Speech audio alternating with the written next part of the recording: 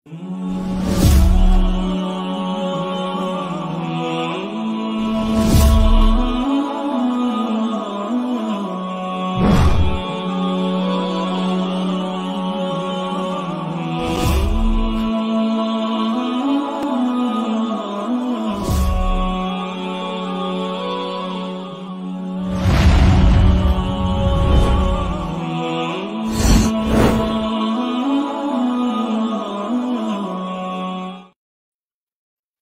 আলাইকুম ওয়া রাহমাতুল্লাহি ওয়া বারাকাতুহু।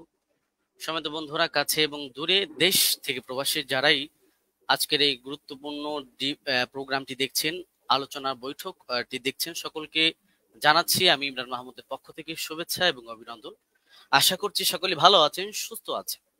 প্রায় অনেক বছর ধরেই আমাদের বাংলাদেশে বা বিভিন্ন দেশে তারাবির নামাজ নিয়ে ইখতিলাফ রয়েছে আলেমদের মধ্যে, ওলামাদের মধ্যে। সেই বিষয় নিয়ে আজকে আলোচনা করব এবং আজকে আমাদের আলোচ্য যে বিষয়, হযরত ওমর রাদিয়াল্লাহু তাআলা আনহু কত রাকাত নামাজের আদেশ করেছিলেন, 8 রাকাত নাকি 20 রাকাত, সেই বিষয়ে আলোচনা করব। এবং সেই বিষয়ে 8 রাকাতের পক্ষে যিনি আলোচনা করবেন, আপনাদের সকলের সুপরিচিত ব্যক্তি, বিশিষ্ট ডিবেটর ব্রাদার রাহুল হোসেন। এবং 20 রাকাতের পক্ষে যিনি আলোচনা করবেন, বাংলাদেশের অতি জনপ্রিয় একজন ব্যক্তি, শেখ মুফতি আলী হাসান ওসামা।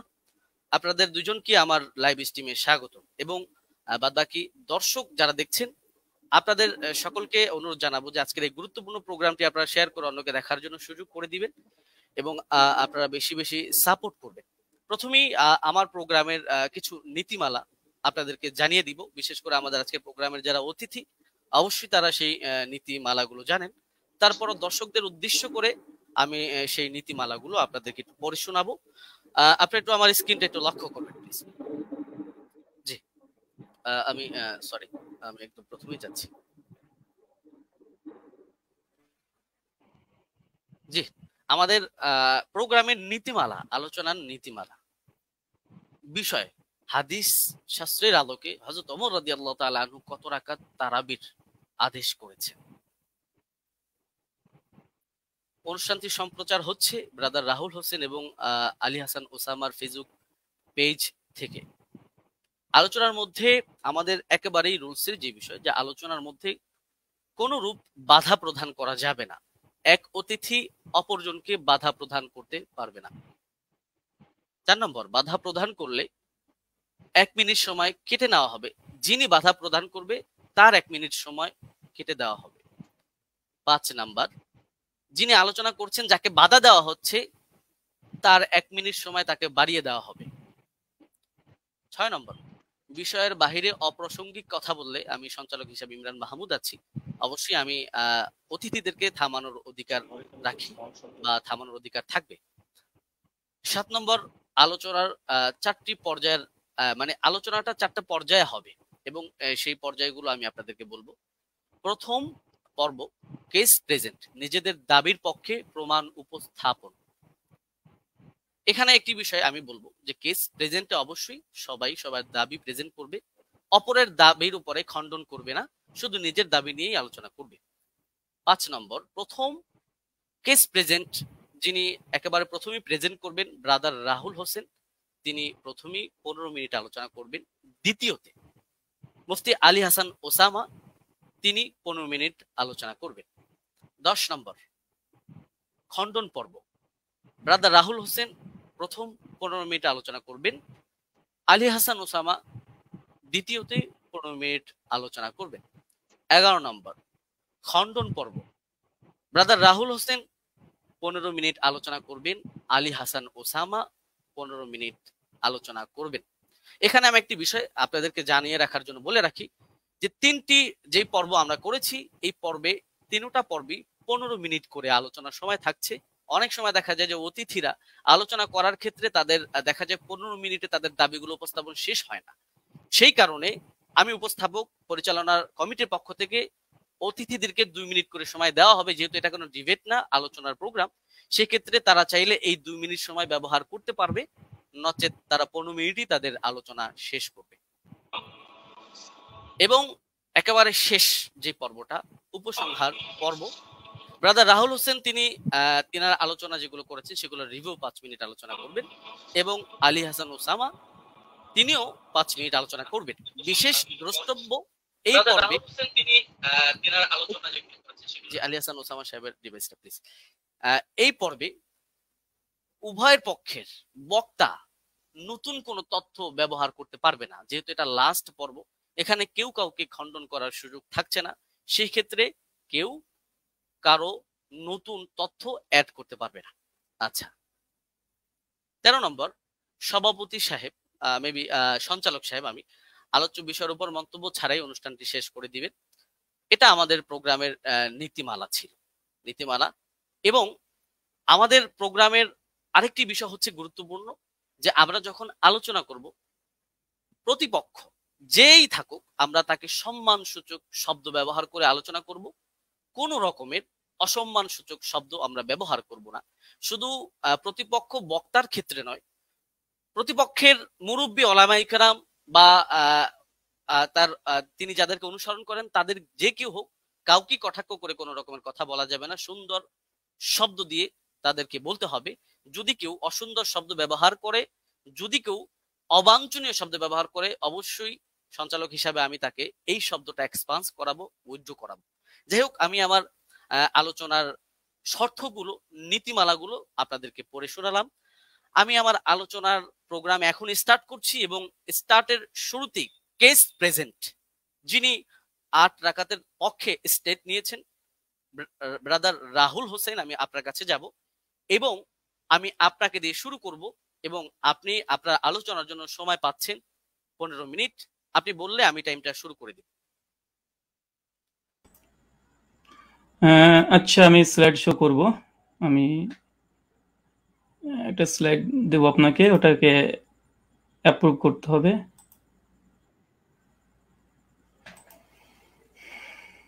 হ্যাঁ, প্রেজেন্টেশন 1 বলে একটা আছে।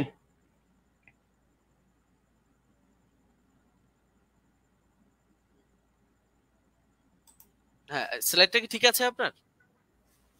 হ্যাঁ, এটাই। ওকে, ঠিক আছে। আপনি বললে আমি টাইমটা আপনাকে শুরু করব। হ্যাঁ, এখন 7 মিনিট 42 সেকেন্ড চলছে। আপনি চাইলে আচ্ছা, আপনি শুরু করতে পারেন। জি জি। আসসালামু আলাইকুম ওয়া রাহমাতুল্লাহি ওয়া বারাকাতুহু। আলহামদুলিল্লাহি রাব্বিল আলামিন ওয়াস সালাতু ওয়াস সালামু আলা রাসূলিহিল আমিন ওয়া আলা আলিহি ওয়া সাহবিহি আজমাইন, আম্মা বাদ। সম্মানিত দর্শক মণ্ডলী এবং আজকের সঞ্চালক সাহেব এবং আমার প্রতিপক্ষ হিসেবে যিনি আজকে এসেছেন, ওস্তাদ আলী হোসেন ওসামা, এবং যারা ভিউয়ার্স এখন এই মুহূর্তে দেখছেন তাদেরকে প্রথমেই প্রাথমিক পর্যায়ে সকলকে ঈদের শুভেচ্ছা জানাই। আজকে আপনারা দেখেছেন যে বিষয় আজকে আমাদের গুরুত্বপূর্ণ বিতর্কিত বিষয়ের আলোচ্য বিষয়, ওমর রাদিয়াল্লাহু তাআলা আনহু তিনি কত রাকাত তারাবি আদেশ করেছেন, 8 নাকি 20। এই আলোচনাটি হবে সম্পূর্ণ হাদিস শাস্ত্রের আলোকে। এই আলোচনাটি কেন? এই আলোচনা করার মূল কারণ বা মৌলিক কারণ হচ্ছে এটাই যে আহলে হাদিসদের উপরে একটা অভিযোগ আছে, প্রায় অভিযোগ করে থাকে যে আহলে হাদিসরা ওমর ইবনুল খাত্তাব রাদিয়াল্লাহু তাআলাকে মানে না, খোলাফা রাশিদিনকে মানে না। কারণ হিসেবে তারা পেশ করে যে ওমর বিন খাত্তাব তিনি 20 রাকাত তারাবির আদেশ করেছেন, অথচ আহলে হাদিসরা 8 রাকাত পরে মসজিদ থেকে পালিয়ে যায়। অনেকে এর জন্য এক ধাপ এগিয়ে আমাদেরকে বলে আমরা নাকি নামাজ চোর, আবার অনেকে এক ধাপ এগিয়ে তারা বলতেছে এইভাবে 8 রাকাত কোনো নামাজই নেই, 1284 হিজরির পূর্বে 8 রাকাত বলে কোনো আন্দোলন ছিল না। অনেক রকমের অভিযোগের স্তূপ আমাদের আহলুল হাদিসদের উপরে আছে। তাই আজকে এই আলোচনাটি খুব গুরুত্বপূর্ণ বিষয়, এবং আপনারা সকলে মনটা খোলা রেখে, উদার রেখে আলোচনাটা শোনার চেষ্টা করবেন। আমরা কেউ একগোয়ামি কেউ আমরা করব না। তো চলুন আমাদের আলোচনার সূচনাতেই কয়েকটি বিষয়কে লক্ষ্য করতে হবে। প্রথম কথা, যে খোলাফা রাশিদিন রাদিয়াল্লাহু তাআলা আনহু তাদের যে মানার কথা স্বয়ং আল্লাহ নবী আলাইহিস সালাম তিনি বলে গেছেন। সুনান তিরমিজি হাদিস নম্বর 2676 আল্লাহ বলছেন, আমি দুনিয়া থেকে চলে যাওয়ার পরে তোমাদের মধ্যে অনেক ইখতিলাফুন কাসীরা, অনেক বড় বড় মতভেদ হবে। ফালাইকুম বিসুন্নতি ওয়া সুন্নাতি খোলাফা রাশিদিন, আর সেই সময় তোমরা আমার সুন্নাতকে আঁকড়ে ধরবে, এক, আর দুই, সুন্নাতে খোলাফা রাশিদিন, আর খলিফা যারা আছে তাদের সুন্নাতকে মেনে চলতে হবে। আর আমরা সকলে জানি ফারুকে আজম ওমর ইবনুল খাত্তাব ইসলামের দ্বিতীয় খলিফা। আর এটা নিয়েই আমাদের দুই পক্ষেরই দাবি যে আসলে ওমর বিন খাত্তাব কত রাকাত তারাবি আদেশ করেছিলেন।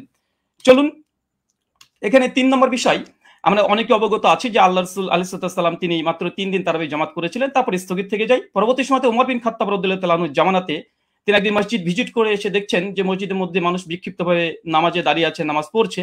এই কারণে ওমর বিন খাত্তাব রাদিয়াল্লাহু তাআলা আনহু উবাই বিন কাব, আপনার স্ক্রিনে দেখছেন সহিহ বুখারী হাদিস নম্বর 2010, এখানে উবাই বিন কাব রাদিয়াল্লাহু তাআলা আনহুকে তিনি তার নেতৃত্বে তিনি একটা তারাবি জামাত করে দিলেন। কিন্তু সহিহুল বুখারীর মধ্যে কত রাকাত এটা নেই, বরং জামাতের কথাটা এসেছে। এখন কত রাকাত এটা সহিহ বুখারীতে নেই, তার মানে কি হাদিস জগতে নেই? অবশ্যই আছে। চলুন কোথায় আছে আমরা একবার ঘুরে আসি। 8 রাকাতের পক্ষে হাদিস, আমাদের প্রথম হাদিস, এটা হচ্ছে মুয়াত্তা মালিক, আপনারা দেখতে পাচ্ছেন 251 নম্বর হাদিস, এবং বিভিন্ন প্রকাশনী ভিন্নতার কারণে হাদিস নাম্বার চেঞ্জ হয়ে যাবে। এখানে হাদিসটা পড়ার পূর্বে একটা কথা বলতে চাই, আজকে যে দলিল আমি পেশ করব ইনশাআল্লাহ সে দলিলের মধ্যে কোনো দুর্বলতা ইনশাআল্লাহ থাকবে না। জি, আমি ব্যক্তি রাহুলের ক্ষেত্রে অনেক দুর্বলতা থাকতে পারে, আরবি ইবারত অনেক ভুল হতে পারে, কিন্তু ইনশাআল্লাহ যে দলিল দেব একদম পূর্ণিমার রাতের সূর্যের মতো চমৎকার, একদম চকচকে, সূর্যের মতো চকচকে করবে, কোনো এখানে একটা কালিমা লেপন করার মতো ইনশাআল্লাহ আজকে এই দলিল উপর আক্রমণ কেউ করতে পারবে না। আর করলে আমরা আহলে হাদিসের পক্ষ থেকে আমি মজুদ আছি খণ্ডন করার জন্য ইনশাআল্লাহ। চলুন হাদিসের সনদ এবং মতন আমরা একবার দেখে আসি, এবং আপনারা দেখছেন এখানে বলছেন, দেখেন, আন হাদাসানা মালিক আন মুহাম্মদ বিন ইউসুফ আন সাইদ বিন ইয়াজিদ আন্নাহু কাল। এখানে সনদের প্রথম অংশ আমরা দেখে নিয়েছি। এরপরে বলছে আমারা ওমর ইবনুল খাত্তাব উবাই বিন কাআবিন ও তামিম দারি। তারপরে বলছে আই ইয়াকুমু লিন্নাসি বিইহদা আশারাতা রাকা। এখানে উমর বিন খাত্তাব রাদিয়াল্লাহু তাআলা আনহু তিনি বলছেন, তিনি আদেশ করছেন, ওমর বিন খাত্তাব তিনি আমর করছেন, আদেশ করছেন কাকে? উবাই বিন কাব আর তামিম দারিকে। কি আদেশ করছেন? যেন মানুষদেরকে নিয়ে তিনি 11 রাকাত তারাবির সালাত আদায় করে। এই হচ্ছে আহলে হাদিসদের প্রথম দলিল। আর এই দলিল দিয়েই আজকে আমাদের যে কেস, যে আমরা আহলে হাদিসরা 8 টাকা তারাবি জামাতে পড়ি, এটা ওমর বিন খাত্তাব রাদিয়াল্লাহু তাআলা আনহু আদেশ করেছেন। আদেশ স্পষ্ট মজুদ আছে আলহামদুলিল্লাহ। এবং কাকে আদেশ করেছে? উবাই বিন কাব, তামিম দারিকে। এটা হচ্ছে আমাদের প্রথম দলিল, মুয়াত্তা মালিক 251 নম্বর হাদিস। এখানে লক্ষণীয় শুধু এই হাদিসটা যে মুয়াত্তা মালিকে এসেছে এমনটা নয়। এই হাদিসের তাখরিজ দেখেন, সহিহ কুবরা লি নাসাই হাদিস নাম্বার 4677 এই সনদ মালিক থেকে আসছে। 3 নম্বর আরেকটা আছে শারহু মানিল আল আসালি তহাবি। ইমাম তহাবি হানাফি মাযহাবের বিশেষ করে তিনি বড় ফকি এবং মুহাদ্দিস। হাদিস নাম্বার 1741 তিনিও সনদ সহকারে ইমাম মালিক থেকে এর থেকে পেশ করেছে। চতুর্থ প্রমাণ মারিফাতুস সুনান আল আসার লিল বাইহাকি, হাদিস নাম্বার 5413 ইমাম বাইহাকি আল মুতাফা 458 হিজরি তিনিও নিয়ে এসেছেন। আচ্ছা, তারপরে 5 নম্বর শারহুস সুনান লিল বাগাবি, চতুর্থ খণ্ডে 120 নম্বর পৃষ্ঠায় ইমাম মালিকের সূত্রে এই হাদিসটাকে তিনি নিয়ে এসেছেন। আরো যারা আপনারা দেখবেন মাদ্রাসাতে মিশকাত পড়তে হয়, না পড়লে কেউ তালিমি হতে পারে না। মিশকাত হাদিস নাম্বার 1302 আপনারা দেখতে পাচ্ছেন মুয়াত্তা মালিকের সনদ সহ এখানে মতনটাকে উল্লেখ করা হয়েছে। আর যারা দারসি নুসখা দেখতে চাচ্ছেন দেবন্দি থেকে প্রকাশনী, সেটা হচ্ছে প্রথম 115 নম্বর পৃষ্ঠায় লাইন নম্বর 9 থেকে 11তে আপনারা দেখে নিতে পারবেন। আর এটা মিসকাতুল মাসনাবি, যারা বাংলা দেখতে চান, অনেক বাংলা শ্রোতা আছে, আমার বক্তৃতার সত্যতা যাচাই করে নেবেন। মিসকাতুল মাসনাবি হাদিস নাম্বার 1302 এটা আপনি পেয়ে যাবেন। এবং মুয়াত্তা মালিক যেটি ইসলামিক ফাউন্ডেশন থেকে বের হয়ে এসেছে প্রকাশনী, এটা হচ্ছে প্রথম খণ্ডে 171 পৃষ্ঠা রিয়াত নম্বর 4 আমার এই দলিল আপনারা বাঙালি শ্রোতা যারা আছেন, যারা আরবি বোঝেন না, তাদের জন্য দিয়ে দিলাম, আপনারা দেখে নিতে পারবেন। শুনুন, এই হাদিসের প্রথম দেখেন, আমি যে হাদিস আমরা মতন থেকে স্পষ্ট প্রমাণ পেয়েছি যে ওমর বিন খাত্তাব উবাই বিন কাব তামিম দারিকে তিনি 11 রাকাত তারাবির নির্দেশ দিয়েছে। আলহামদুলিল্লাহ, কেস ইজ ক্লোজড। আমাদের পক্ষে এই দলিল আমরা পেশ করেছি। এখন হচ্ছে এই সনদ কি, চলেন সনদ আপনি স্ক্রিনে দেখতে পাচ্ছেন। আন মালিক আন মুহাম্মদ বিন ইউসুফ আন সাইদ বিন ইয়াজিদ, তারপরে ওমর ইবনু খাত্তাব। এই হাদিসের মধ্যে মাত্র 4টের রাবি পাচ্ছেন। এক হচ্ছে মালিক, ইমাম মালিক, মানে বুঝতে পারছেন, একবার দেখে নিন স্ক্রিনে। ইমাম মালিক, আলহামদুলিল্লাহ, ইমাম মালিক তো ইমাম মালিক, কে যারা করবে ইমাম মালিকের উপরে, আলহামদুলিল্লাহ। 2, তারপরে হচ্ছে মোহাম্মদ বিন ইউসুফ, ইনি একজন বিখ্যাত তাবেঈ। অনেক সাধারণ মানুষের তো মোহাম্মদ বিন ইউসুফকে না চিনতেও পারেন। তারপর 3 নম্বর রাবি আসছে কি? সাইদ বিন ইয়াজিদ, আলহামদুলিল্লাহ, তিনিও একজন সাহাবী। চতুর্থ রাবি, তিনিও একজন সাহাবী, ওমর বিন খাত্তাব, আলহামদুলিল্লাহ। শুধু সাহাবী আর সাহাবী, আলহামদুলিল্লাহ, 2 জন সাহাবী আর 2 জন বড় ইমাম এই হাদিসটাকে রিওয়ায়াত করছে। চলেন আরেকটু দেখে নিই। আমরা শুধুমাত্র বুঝতে পারলাম এই দ্বিতীয় রাবি তাবেঈ যিনি মোহাম্মদ বিন ইউসুফ, ইনাকে আমরা সাধারণ মানুষরা চিনতে পারবো না। চলুন এই মোহাম্মদ বিন ইউসুফ ইনি কে, ইনাকে একবার দেখে আসি। চলেন, মোহাম্মদ বিন ইউসুফ আল মাদানী রাহিমাহুল্লাহ এমন একজন ব্যক্তিত্ব যা সহিহ বুখারীতে আলহামদুলিল্লাহ 105 খানা হাদিস মজুদ আছে। 105 খানা আপনার স্ক্রিনে লক্ষ্য করছেন, হাদিস নাম্বার দিয়ে সার্চ করলে আপনারা দেখতে পাবেন। চলেন এরপর সনদ আবার দেখছেন, আন মালিক আন মুহাম্মদ বিন ইউসুফ আন সাইদ বিন ইয়াজিদ আন, তারপর ওমর ইবনে খাত্তাব। এই যে সনদটা ভালোভাবে দেখেন, আন মালিক আন মুহাম্মদ বিন ইউসুফ আন সাইদ বিন ইয়াজিদ। আবার দেখেন আন মুহাম্মদ বিন ইউসুফ আন সাইদ বিন ইয়াজিদ। শুধুমাত্র মুহাম্মদ বিন ইউসুফ যে সহিহ বুখারীর রাবি এমনটা নয়, বরং সহিহ বুখারীর মধ্যে আলহামদুলিল্লাহ কমপক্ষে 4টে হাদিস সেম এই চেনটা এসেছে। দেখেন সহিহ বুখারী হাদিস না 1858, হাদিস না 2824, হাদিস না 4062, কমপক্ষে 4টে হাদিস আছে আন মুহাম্মদ বিন ইউসুফ আন সাইদ বিন ইয়াজিদ, একদম পাশাপাশি আছে। শুধু মুহাম্মদ বিন ইউসুফ যে শুধুমাত্র তিনি যে বুখারীর রাবি এমনটা নয়, বরং সেম চেন যেটা মুয়াত্তা মালিকের 8 টাকাতে পক্ষে দলিল পেশ করেছি, একই চেন আলহামদুলিল্লাহ সহিহ বুখারীর মধ্যে মজুদ আছে, কমপক্ষে 3টে, আরো সহিহ মুসলিমে আপনারা চেক করলে পেয়ে যাবেন। আচ্ছা, এই হাদিসের সনদ পর্যালোচনা সংক্ষিপ্তভাবে করে দিই, যা আমরা দেখলাম এতক্ষণে। প্রথম পয়েন্ট দেখেন, সাহাবী থেকে সাহাবী কেন? ওমর বিন খাত্তাব, সাইদ বিন ইয়াজিদ ওমর বিন খাত্তাবের আদেশ বর্ণনা করছে, দুজনই সাহাবী। আলহামদুলিল্লাহ, এটা মুহাদ্দিসদের ভাষাতে এই সনদকে বলা হয় সিলসিলাতুল জাহাব, মানে ইমাম মালিক তিনি হচ্ছে মুসান্নিফ গ্রন্থের, আর সাহাবী পর্যন্ত যেতে মাত্র একজন রাবী লেগেছে, মাত্র একজন, আর সে হচ্ছে মুহাম্মদ বিন ইউসুফ, যিনি সহিহ বুখারীর 105 খানা হাদিস বর্ণনা করেছেন। সহিহ মুসলিম আলহামদুলিল্লাহ আছে। তৃতীয়, এই সনদের যতজন রাবী আছে সবগুলো মাদানী, আলহামদুলিল্লাহ। ইমাম মালিক মদিনার ইমাম, আলহামদুলিল্লাহ। মুহাম্মদ বিন ইউসুফ একজন বিখ্যাত তাবী, ইনিও মাদানী, আলহামদুলিল্লাহ। তাহলে দেখছেন এখানে 3টে, যে সাহাবী থেকে সাহাবী হাদিস বর্ণনা করছে, মাত্র একটা রাবী দিয়ে একদম সাহাবী ওমর বিন খাত্তাব পর্যন্ত পৌঁছে যাচ্ছে, আলহামদুলিল্লাহ। এটা যে সিলসিলাতুল জাহাব তথা গোল্ডেন চেন। এরপরে চলেন, আচ্ছা আমার স্লাইডে 1 সেকেন্ড,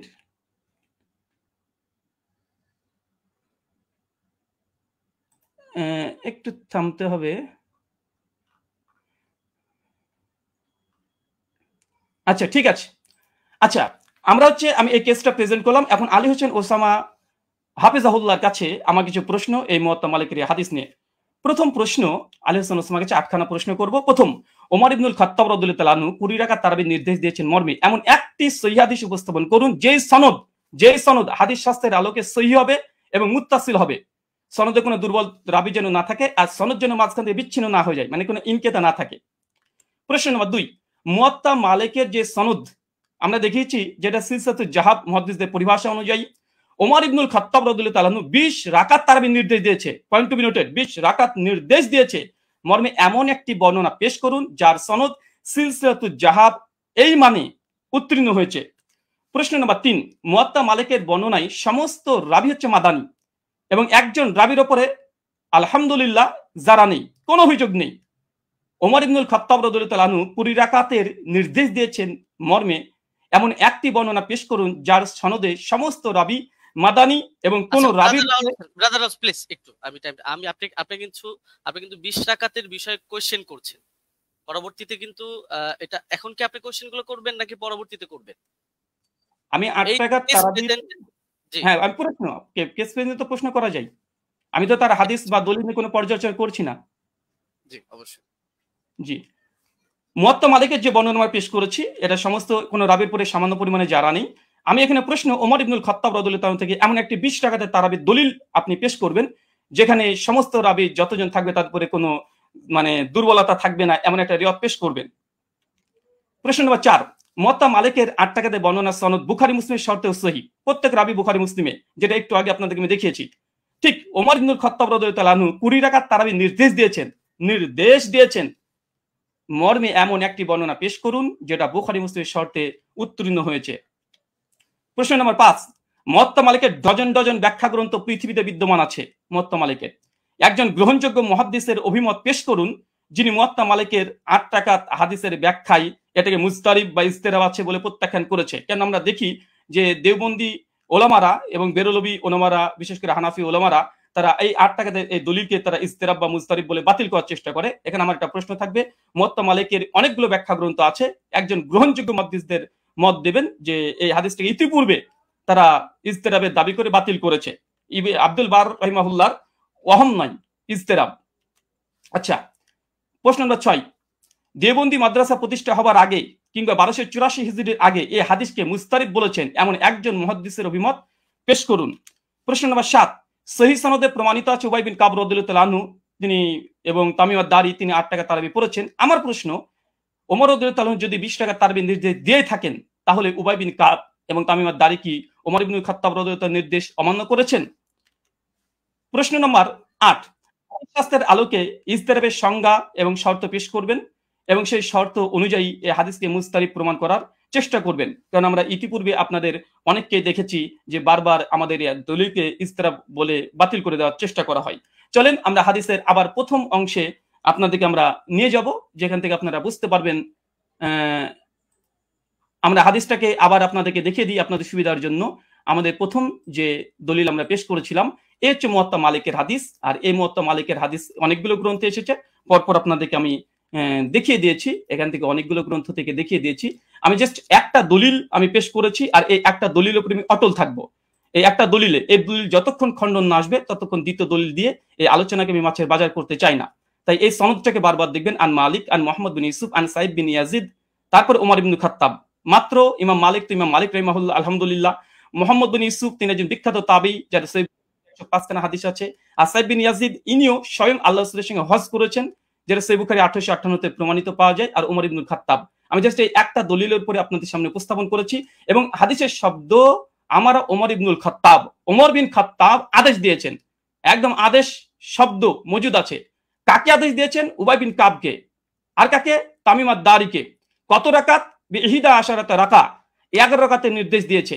স্পষ্টভাবে আমাদের এই দলিলে আমার যা কেস বা আমাদের আহলুল হাদিসদের যে দাবি, তার পক্ষে জাস্ট একটা দলিল, ইনশাআল্লাহ যদি সম্ভব হয় দলিলকে যদি খণ্ডন করে, ইনশাআল্লাহ তারপরে আমাদের দ্বিতীয় দলিল আমরা পেশ করব। কেননা আলোচনার মধ্যে অনেক বেশি দলিল দিয়ে গেলে, কারণ আমাদের আলোচনা যেহেতু এখানে পর্যালোচনা, এটা ডিবেট নয়। ডিবেট হলে আমি অনেক কিছু করতে পারতাম, কিন্তু আমি যেহেতু ওস্তাদজির সঙ্গে একমত হয়ে এসেছি, তাই আমি তেমন কিছু মানে অনেক কথাই বলার ইচ্ছা থাকলে আমি বলবো না এখানে, কারণ আমি শেখকে বা ওস্তাদকে অনেক সম্মান দিই এবং ভালোবাসা তার প্রতি আমার অনেকগুলো আছে। আর এ থেকেই একটা হাদিস, আর এই হাদিস আমি শুধুমাত্র শেখের কাছে বুঝতে এসেছি, যেহেতু তিনি আমাকে বুঝাতে এসেছেন। আর পর্যালোচনা যেহেতু এটা ডিবেট নয়, তার জন্য আমার এই একটা হাদিস, যে দাবির পক্ষে আমরা আহলুল হাদিসরা 8 টাকা তারাবি পড়ি, এবং এই হাদিসের মান আমাদের নিকটে সহিহ, এবং আমাদের কাছ থেকে 8খানা প্রশ্ন আমরা উপস্থাপন করেছি 20 টাকাতের পক্ষে। এই 20 টাকাতের যদি এই প্রশ্নের জবাব যদি দিয়ে দেয়, আলহামদুলিল্লাহ আমি লিখিতভাবে, শুধু এরকম না, ঘোষণা দিয়ে আমি ঘোষণা করে দেব যে জাস্ট আমি যে কথা বলেছি আমি কথা থেকে ফিরে আসছি। 8 টাকার তারাবি ওমর বিন খাত্তাব আদেশ দেয়নি, মূলত 20 টাকা দিয়েছে। আমি প্রত্যাবর্তন করব, আমি স্ট্রিমে ঘোষণা করলাম। এখনো 3টে পর্ব আছে এবং আমি এরপরে অটল থাকবো। জি, শুকরিয়া, জাযাকাল্লাহ খায়রান, বারাকাল্লাহ ফিকুম, ওয়ামা আলাইনা ইল্লাল বালাগ। জি, ব্রাদার রাহুল হোসেন, আপনি শেষ করেছেন। প্লিজ একটু ইয়াটা ঠিক হবে। হ্যাঁ, আপনি শেষ করেছেন এবং আপনি 1 মিনিট আগে শেষ করেছেন, চাইলে আপনি 2 মিনিট ব্যবহার করতে পারতেন।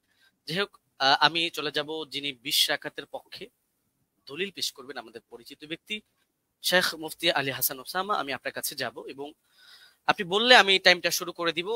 আপনার টাইমটা আপনি বলবেন। জি, এখন 22 মিনিট 45 সেকেন্ড চলছে।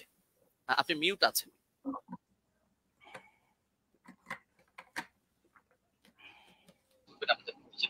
জি, শেখ মুফতি আলী হাসান ওসামা, আমি আপনার কাছে যাব এবং আপনি বললে আমি টাইমটা শুরু করে দিব। আপনার আওয়াজ শোনা যাচ্ছে, আপনার পাশে একটা ফোন চলছে, ফোনটা একটু অফ করুন, আপনি মিউট আছেন বা অন্য কোন ডিভাইস চলছে। আওয়াজ কি শুনতে পাচ্ছেন? আমার আওয়াজ শুনতে পাচ্ছি। মুফতি আলী হাসান ওসামা, আমি আপনার কাছে যাব এবং আপনি বললে আমি, আপনি কি শুনতে পাচ্ছেন আমাদের? এখন আপনাকে শোনা যাচ্ছে, আপনাকে এখন শোনা যাচ্ছে। জি, ধন্যবাদ। শুরু করতে পারেন। জি, শুরু করতে পারেন। হ্যাঁ, 23 মিনিট 40 সেকেন্ড থেকে আপনার স্টার্ট। জি, হামিদান ওয়া মুসাল্লিয়ান ওয়া মুসাল্লিমা, আম্মা বা'দ। আমরা মূল আলোচনায় চলে আসি কোনো ধরনের ভূমিকা ছাড়া, যেহেতু এটা কেস প্রেজেন্ট পর্ব, এখানে আমরা আমাদের দাবি উত্থাপন করব, আর ব্রাদার রাহুলের দাবি নিয়ে আমরা পরবর্তী খণ্ডন পর্বের মধ্যে বিস্তারিত আলোচনা করব ইনশাআল্লাহ। তো ওমর রাদিয়াল্লাহু তাআলা আনহু কত রাকাত তারাবির আদেশ করেছিলেন, এ নিয়ে আমরা শুরুতে দাবি করে এসেছি যে তিনি এর পক্ষে আমরা আমাদের প্রমাণ উপস্থাপন করছি। মুসান্নাফ ইবনে আবি শাইবা গ্রন্থ, হাদিস নম্বর 7682। এতে সহিহ সনদের মধ্যে আছে, হাদাসানা ওয়াকিউন আন মালিক ইবনে আনাস আন ইয়াহইয়া ইবনে সাঈদ أن عمر بن الخطاب رضي الله عنه أمر رجلا يصلي بهم 20 ركعة। ওমর রাদিয়াল্লাহু তাআলা আনহু এক ব্যক্তিকে আদেশ করলেন তিনি তাদেরকে নিয়ে 20 রাকাত তারাবির নামাজ আদায় করবেন। এই যে হাদিসটা, এই হাদিসের মধ্যে প্রতিটা রাওয়ী, ওয়াকি ইবনুল জাররাহ, ইমাম মালিক ইবনে আনাস এবং ইয়াহইয়া ইবনে সাঈদ আল-কাত্তান, প্রত্যেকে হাদিস শাস্ত্রের এক একজন নক্ষত্র এবং ইমাম।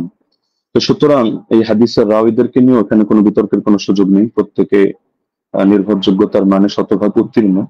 হ্যাঁ, এখন কারো কাছে একটা খটকা লাগতে পারে যে ইয়াহইয়া ইবনে সাঈদ আল কাত্তান রাহমাতুল্লাহি আলাইহি তিনি তো ওমর ইবনে খাত্তাব রাদিয়াল্লাহু আনহু জামানা পাননি, তাহলে তো মনে হচ্ছে যে হাদিসটা বিচ্ছিন্ন হয়ে যাচ্ছে, সূত্র বিচ্ছিন্ন, অর্থাৎ মাঝখানে কোনো একজন বর্ণনাকারী বাদ পড়ে গেছেন এবং তার সূত্রে তিনি বর্ণনা করছেন। তো হাদিস যদি মুনকাতি হয় তাহলে তো এটা যায়িফ মনে হতে পারে অনেকের কাছে। তো আমরা যেহেতু আমাদের শিরোনামই হলো যে হাদিস শাস্ত্রের আলোকে আমাদের আজকের আলোচনা হবে, তো আমরা এখন শাস্ত্রীয় আলোচনায় চলে যাই। আমরা শাস্ত্রীয় আলোচনার অনেকগুলো পয়েন্ট দিয়ে দেখাবো যে এই হাদিসের মধ্যে কোনো ধরনের দুর্বলতা নেই এবং হাদিসটা সর্বোচ্চ পর্যায়ে গ্রহণযোগ্য সহিহ। 1 নম্বর মূলনীতিতে আসি। হাদিস শাস্ত্রের স্বীকৃত একটা মূলনীতি হলো, এটা ইমাম জাইনুদ্দিন ইরাকি রাহমাতুল্লাহি আলাইহি লম্বা চওড়া করে আলোচনা করেছেন, তার সূত্রে ইমাম সুয়ুতী সহ হাদিস শাস্ত্রের অনেক ইমামরা এই পয়েন্টটা টেনেছেন। وإن روى التابعي عن الصحابي قصة أدرك وقوعها فمتصل وكذا إن لم يدرك وقوعها ولكن أسندها له وإلا فمنقطعة।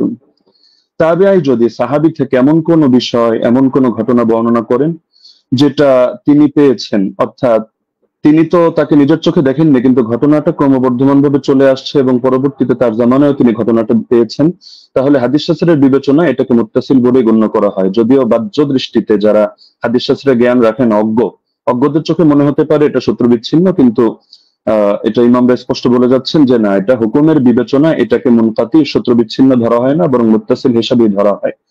আর যদি তারা এভাবে না করেন, সেই ক্ষেত্রে এমন কোন ঘটনা বর্ণনা করলেন যেটা পরবর্তীতে আর এটা জারি থাকেনি, তারা এটা পায়নি, তাহলে সেই ক্ষেত্রে এটাকে মুনকাতি হিসাবে গণ্য করা হয়।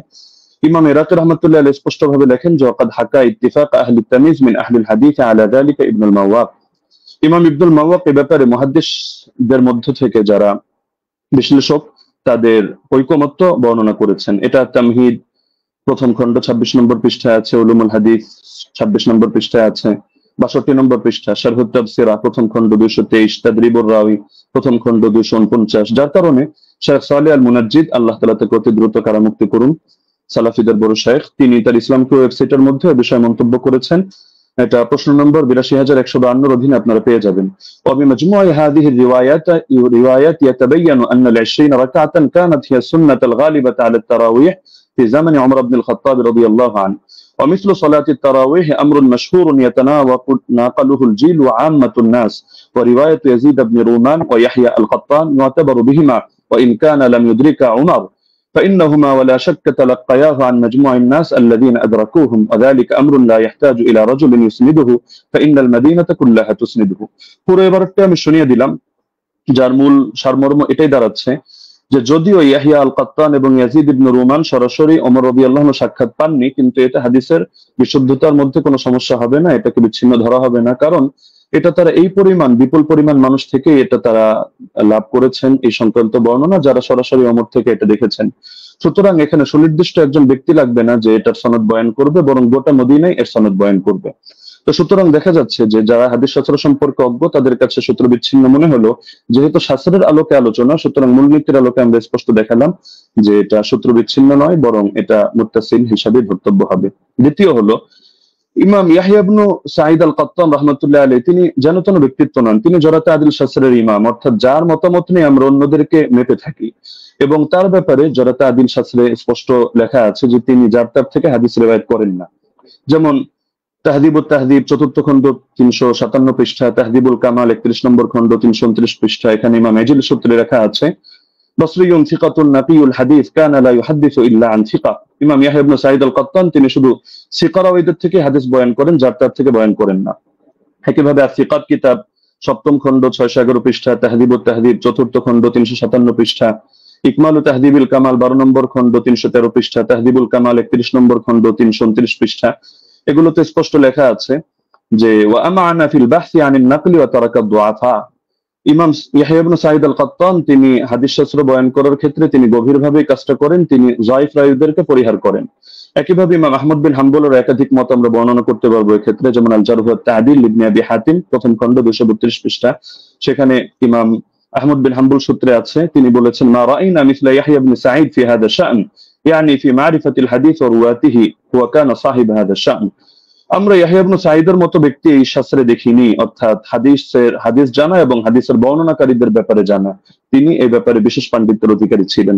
এরকম আরো বহুত মতামত দেখানো সম্ভব, যেমন তিনি অন্যত্র এটাও আছে, তিনি বলেন আল-জারহ ওয়া তা'দীল ইবনে আবি হাতিম 232 পৃষ্ঠায় এই মন্তব্য আছে যে কানা ইয়াহইয়া আবসারাহুম বির-রিজাল ওয়া আনকাহুম হাদিসা।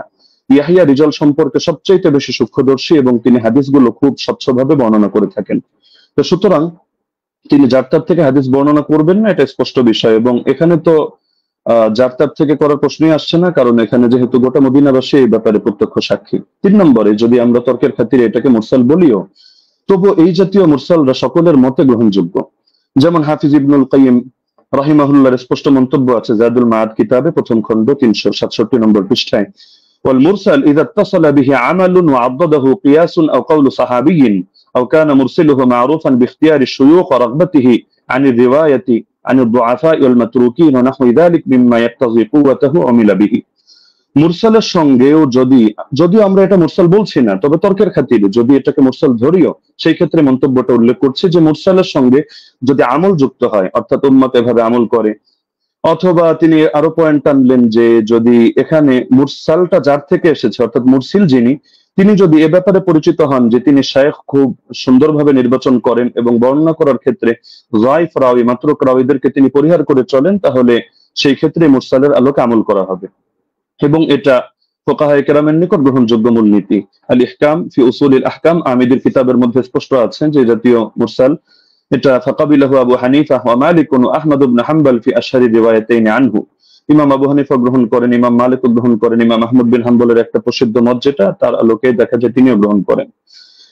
ঈসা ইবনে আবান রাহিমাহুল্লাহ তিনি একটু ভাগ করেন, তিনি শুধু ফাসালা ঈসা ইবনে আবান ফাকাবিলা মারাসিল আস-সাহাবা ওয়া তাবিঈন ওয়া তাবিঈত তাবিঈন ওয়া মান হুয়া মিন আইম্মাতিন নাকল মুতলাকান দুনা মান আদা হাউলা। তিনি সাহাবীদের মুরসাল গ্রহণ করেন, তাবেঈদেরটা করেন, তাবেঈদেরটা করেন, এবং যারা হাদিস শাস্ত্রের ইমাম তাদেরটা করেন, অন্যদেরটা করেন না। এটা মেনে নিলেও সমস্যা নেই, কারণ ইমাম ইয়াহইয়া আল-কাত্তান তিনি হাদিস শাস্ত্রের ইমাম, তিনি যে ক্যাটাগরি বর্ণনা করেছেন এই ক্যাটাগরির মধ্যে আছেন। আর ইমাম শাফির মত প্রসিদ্ধ, এটা ইহকাম কিতাবের মধ্যে আছে, একইভাবে নুজহাতুন নাজার ফি তাওদীহ নুখবাতিল ফিকার সেখানেও আছে। ইমাম শাফি রাহমাতুল্লাহ আলাইহির বক্তব্যের মধ্যে স্পষ্ট দেখা যাচ্ছে যে তিনি বলেছেন যে মুরসাল যদি সাহাবীর মুরসাল হয় তাহলে তো গ্রহণযোগ্য, আর যদি এমন মুরসাল হয় আও মুরসালান ক্বাদ আসনাদাহু গায়রু মুরসিলিহি আও আরসালাহু রাওয়িন আখার يروي عن غير شيوخ الأول أو عضده قول صحابي أو قول أكثر أهل العلم أو أن يكون المرسل قد عرف من حاله أنه لا يرسل عمن فيه علة من جهالة أو غيرها كمراسيل ابن المسيب فهو مقبول وإلا فلا، ووافقه على ذلك أكثر أصحابه والقاضي أبو بكر وجماعة من الفقهاء। ইমাম শাফি রাহিমাহুল্লাহর মন্তব্য হচ্ছে যদি সাহাবীর মুরসাল না হয় এমন মুরসাল হয় যে মুরসালের সঙ্গে কিছু বিষয় যুক্ত থাকে, যেমন তিনি একটা উদাহরণ দিয়েছেন, যদি অধিকাংশ আহলে ইলমের বক্তব্য এর পক্ষে সমর্থন যোগায়, অর্থাৎ তারাও এই মতে পোষণ করেন, অথবা মুরসিলের গুণ হলো তিনি যাত্রার থেকে ইরসাল করেন না, বরং তিনি এমন কারো থেকে ইরসাল করা থেকে নিজেকে বিরত রাখেন যার মধ্যে কোনো দোষ আছে, সে মাঝহুলি হোক, সে অন্য কোনো দোষে দোষী হোক, যেমন ইমাম সাঈদ ইবনুল মুসাইয়্যিব রাহমাতুল্লাহ আলাইহি, এগুলো তিনি গ্রহণ করে নেন। এটা আল ইহকাম আমিদি কিতাবের মধ্যে আছে। একইভাবে ইমাম নাবাবী তার আল মাজমু' শারহুল মুহাদ্দাবের 6 নম্বর খণ্ড 206 নম্বর পৃষ্ঠায় এটা বলেছেন, ইহতাজ্জু শাফিঈয়্যু বিল মুরসাল ইযা তাদাদা بأربعة أحد أربعة أمور إما حديث مسند وإما مرسل من طريق آخر وإما قول صحابي وإما قول أكثر العلماء। তো সময় যেহেতু কম আমরা সব রেফারেন্স টানছি না, আরো কয়েকটা কিতাবের হাওয়ালা দিয়ে দিচ্ছি। উসুলুল বাজদাওয়ী 171 নম্বর পৃষ্ঠা, আল মানসুর লিজারকাশি, শারহুল উমদা ইবনে তাইমিয়া, তাহযীবু সুনান আবি দাউদ ইত্যাদি কিতাবের মধ্যে এই ব্যাপারে আলোচনা আছে। এবার আসি আমরা যদি সালাফি শায়খদের মূলনীতিও মেনে নিই, যেমন শায়খ আলবানী রাহিমাহুল্লাহকে এক্ষেত্রে আমরা উদাহরণ হিসেবে রাখতে পারি। তো শায়খ আলবানী রাহিমাহুল্লাহ প্রসিদ্ধ কিতাব সিলসিলাতুল আহাদিস সহিহা, এটা তো সকলের নিকটে পরিচিত। এখান থেকে 1422 নম্বর বর্ণনাটা আমি খুলে দেখার অনুরোধ করব, সেখানে দেখতে পাবেন আপনারা খুললে যে তিনি যে হাদিসটা বর্ণনা করেছেন একটা মুরসাল হাদিস, কিন্তু তিনি এটার ব্যাপারে মন্তব্য করছেন যে হাযা ইসনাদুল হাসান, এটা একটা হাসান সনদ, তবে ইল্লা আন্নাহু মুনকাতিউন বাইনা সুলাইমান ওয়া ইবনে আমরিন, তবে এটা সূত্র বিচ্ছিন্ন, মুনকাতি কার মাঝে, রাওয়ী সুলাইমান এবং রাওয়ী ইবনে আমরের মাঝে এখানে ইনকিতা আছে, সূত্র বিচ্ছিন্নতা আছে, কোন একজন বাদ পড়ে গেছে। তবে এটার পক্ষে এই তিনি একটা মুরসাল রিওয়ায়াত করে এর পক্ষে একটা যায়ফ হাদিস এনেছেন, যায়ফ রিওয়ায়াত, সেটা এনে তিনি মন্তব্য করছেন যে লাকিনাল হাদিসা বিমাজমু'i তারিকাইনি হাসানুন, এই দুটো যায়ফ মিলে এটা হাসান হয়ে গিয়েছে, অর্থাৎ একটা মুরসাল আর একটা যায়ফ তো মুরসালের পক্ষে তিনি জয়ীফ হাদিস পেয়েও এটাকে হাসান হিসাবে সাব্যস্ত করে ফেলেছেন এবং শেষে মন্তব্য করেছেন ফামিসলুহু ইউস্তাশহাদু বিহি, এ ধরনের বর্ণনা দ্বারা এটা দলিল প্রদান করা যায়। ফাল হাদিসু বিহি সহিহুন ইনশাআল্লাহু তাআলা, এর দ্বারা হাদিসটা সহিহ হিসাবে সাব্যস্ত হবে ইনশাআল্লাহু তাআলা। তো শায়খ আলবানী রাহিমাহুল্লাহ এক্ষেত্রে যে কাজটা করলেন, আমরা তো এর চেয়ে আরো মজবুত কাজ করলেন। তিনি একেবারে একটা জয়ীফ হাদিস এনে মুনকাতি একটা রিওয়ায়াতকে তিনি হাসান সনদ সাব্যস্ত করে হাদিসটাকে দলিলযোগ্য এবং সহিহ সাব্যস্ত করে ফেললেন। তো এ ব্যাপারে তো আর কোনো কিছু বলার অপেক্ষা রাখে না। তারপর চতুর্থ বিষয় হলো, সব ধারার ইমামগণই মেনে নিয়েছেন যে ওমর রাদিয়াল্লাহু আনহু 20 রাকাত তারাবির আদেশ করেছেন। যেমন আমরা উদাহরণ হিসেবে ইমাম শাফিঈকে আনতে পারি 1 নম্বরে, কিতাবুল 1 নম্বর খন্ড 167 পৃষ্ঠা, মুখতাসারুল মুজানি 34 নম্বর পৃষ্ঠা। তিনি স্পষ্ট বলেছেন, ওয়া আহাব্বু ইলাইয়া 20 লিআন্নাহু রুইয়া আন উমর, আমার নিকট 20 অধিক পছন্দনীয় কারণ এটা ওমর থেকে বর্ণিত হয়েছে। ইমাম তিরমিজি রাহমাতুল্লাহি আলাইহি সুনানে তিরমিজি হাদিস নম্বর 806 দ্বিতীয় খন্ড 158 নম্বর পৃষ্ঠা এখানেও আছে। وأكثر أهل العلم على ما روي عن عمر وعلي وغيرهما من أصحاب النبي صلى الله عليه وسلم 20 ركعة, অধিকাংশ আহলে ইলম এই মতে পোষণ করেন যে তারাবি 20 রাকাত। কেন? কারণ এটা ওমর থেকে, আলী থেকে এবং নবীর অন্যান্য সাহাবীদের থেকে রাদিয়াল্লাহু আনহুম বর্ণিত হয়েছে। শেখ বিন বাজ রাহমাতুল্লাহি আলাইহি সালাফিদের গ্রহণযোগ্য ব্যক্তিত্ব, আমরা মহব্বত করি, তিনি বলেন মাজমুউল ফাতাওয়া 11 নম্বর খন্ড 322 নম্বর পৃষ্ঠা, ওয়া সাবাতা আনহুম আন্নাহুম সাল্লু বিআমরিহি 23, তাদের থেকে প্রমাণিত রয়েছে যে তারা ওমরের আদেশে তারা 23 রাকাত নামাজ আদায় করেছেন। শেখ সালেহ আল মুনাজ্জিদ তিনি বলেন জা আল আমরু আন ওমর ইবনুল খাত্তাব রাদিয়াল্লাহু আনহু বিসালাতিল 20 রাকাতান, ওমর রাদিয়াল্লাহু আনহু থেকে 20 রাকাতের ব্যাপারে আদেশ এসেছে। তো সালাফি শায়খ হয়েও তারা বিষয়টা মেনে নিয়েছেন। তো এর পক্ষে আরো কিছু প্রাসঙ্গিক বর্ণনা আছে, যেটা শেখ সালেহ আল মুনাজ্জিদ তার islamqo.com এর মধ্যে অন্যান্য বর্ণনাগুলো এর পক্ষে প্রমাণ হিসেবে নিয়ে এসেছেন। সাইদ বিন ইয়াজিদের বর্ণনা, অন্যান্য বর্ণনা, সেটা আমরা আপাতত টানছি না, সেটা পরবর্তী আলোচনার মধ্যে আমরা আনবো। হ্যাঁ, লাস্ট যে পয়েন্টটা আমি বলবো, যে আমরা তো স্পষ্টভাবে দেখালাম যে এর সনদের মধ্যেও দুর্বলতা নেই, মতনের মধ্যেও দুর্বলতা নেই। আর ইমামরা তো স্পষ্টভাবে বলে গিয়েছেন, যেমন খতিব বাগদাদি রাহমাতুল্লাহ আলাইহি এবং হাফিজ ইবনুল কাইয়িম রাহিমাহুল্লাহ বলে গিয়েছেন, কোন হাদিসের উপর যদি উম্মতের আমল থাকে, আল ফাকি ওয়াল মুতাফাক্কি 1 নম্বর খন্ড 473 পৃষ্ঠা, আর রূহ 21 নম্বর পৃষ্ঠা, তাহলে সেই হাদিসটা অবশ্যই গ্রহণযোগ্য হবে। এক্ষেত্রে আরো স্পষ্ট বক্তব্য আমরা ইমাম সুয়ুতিরটা উল্লেখ করি, তিনি তাদরিবুর রাওয়ী কিতাবের মধ্যে এনেছেন 34 নম্বর পৃষ্ঠা, ইহকামু লিল হাদিস বিসিহহা, হাদিসের ব্যাপারে সহিহ হুকুম দেওয়া হবে ইদা তালাক্কাহুন নাসু বিল কবুল, যখন উম্মত সেটাকে কবুল করে নিবে এবং সেটা গ্রহণ করবে। ওয়া ইল্লাম ইয়াকুন লাহু ইসনাদুন সহিহ, এমনকি যদি তার সহিহ সনদ নাও থাকে তবুও হাদিসটা গ্রহণযোগ্য হবে। এমনকি হাফিজ ইবনে হাজার আসকালানী রাহমাতুল্লাহ আলাইহি আন-নুকাত আলা কিতাব মুকদ্দিমাত ইবনে সালাহর মধ্যে স্পষ্ট এনেছেন। এটা আপনারা আন-নুকাত আলা কিতাব ইবনে সালাহর মধ্যে প্রথম খন্ড 494 495 পৃষ্ঠায় পাবেন যে মিন জুমলাতি সিফাতিল কবুল আল্লাতী লাম ইয়াতাআররাজ লাহা শাইখুনা ইয়াকসিদু জাইনাদ্দিন আল-ইরাকি আন ইয়াত্তাফিকা আল-উলামা আলা আল-আমাল বিমাদলুল হাদিস ফাইন্নাহু ইউকবালু হাত্তা ইয়াজিব আল-আমালু বিহি ওয়া ক্বাদ সাররাহা বিযালিকা জামাআতুন মিন আইম্মাতিল উসুল। হাদিস গ্রহণযোগ্য হয় যে সমস্ত গুণের কারণে, এর অন্যতম একটা গুণ হলো যে আলেমরা এই হাদিসের বক্তব্যের আলোকে আমল করার ব্যাপারে একমত হয়ে যান। তো এরকম যদি হয় তাহলে সেই হাদিসটা অবশ্যই কবুল হয় এবং তার দ্বারা আমল করা আবশ্যক হয়ে যায়। এটা হাদিসের মূলনীতি সংক্রান্ত আলোচনা যারা করেছেন যে ইমামরা, তারা স্পষ্টভাবে এই ব্যাপারে বক্তব্য দিয়েছেন। তো এটা হাফিজ ইবনে হাজার আসকালানী রাহমাতুল্লাহির বক্তব্য। তো আলোচনা আরো দীর্ঘ করা যেত, বাকি সময় যেহেতু সংক্ষিপ্ত, আমরা যে পয়েন্টগুলো টানলাম, তো ব্রাদার রাহুল এর মধ্যে থেকে কোনো একটা পয়েন্ট টেনে তিনি যদি দেখাতে পারেন যে না এই শাস্ত্রের এই মূলনীতিগুলো ভুল বা এর আলোকে এটা প্রমাণিত হয় না, তাহলে আমরা তার প্রতি কৃতজ্ঞ থাকবো যে হাদিস শাস্ত্রের নতুন আরেকটা জিনিস অ্যাড হলো। তো সুতরাং আমরা শাস্ত্রের আলোকে দেখিয়ে দিলাম যে না, ইমাম ওমর রাদিয়াল্লাহু তাআলা আনহু তিনি 20 রাকাত তারাবির আদেশ করেছেন। জাযাকুমুল্লাহু খাইরান।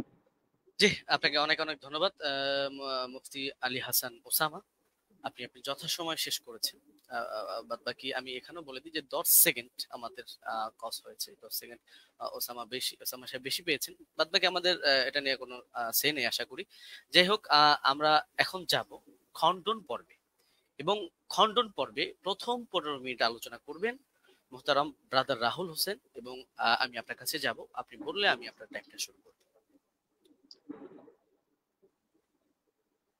আপনি মিউট হয়ে আছেন। জি, একটা স্লাইড আমি পাঠিয়েছি, এটা শো করতে হবে।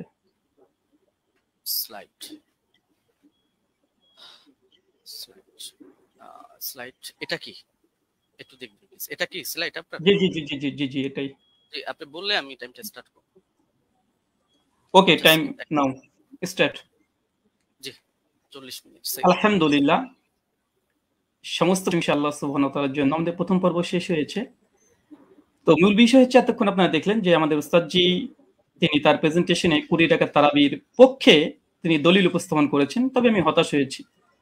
হতাশ এই জন্য হয়েছি যে 8 টাকাতের পক্ষে আমরা যে হাদিসটা পেশ করেছি মুয়াত্তা মালিক থেকে মাত্র 4টে সনদে, সনদের মধ্যে না কোনো দুর্বলতা আছে, না সনদের মধ্যে কোনো রাবির উপরে আপত্তি আছে, না সনদের মধ্যে কোনো ইনকেতা সূত্র বিচ্ছিন্ন হয়েছে।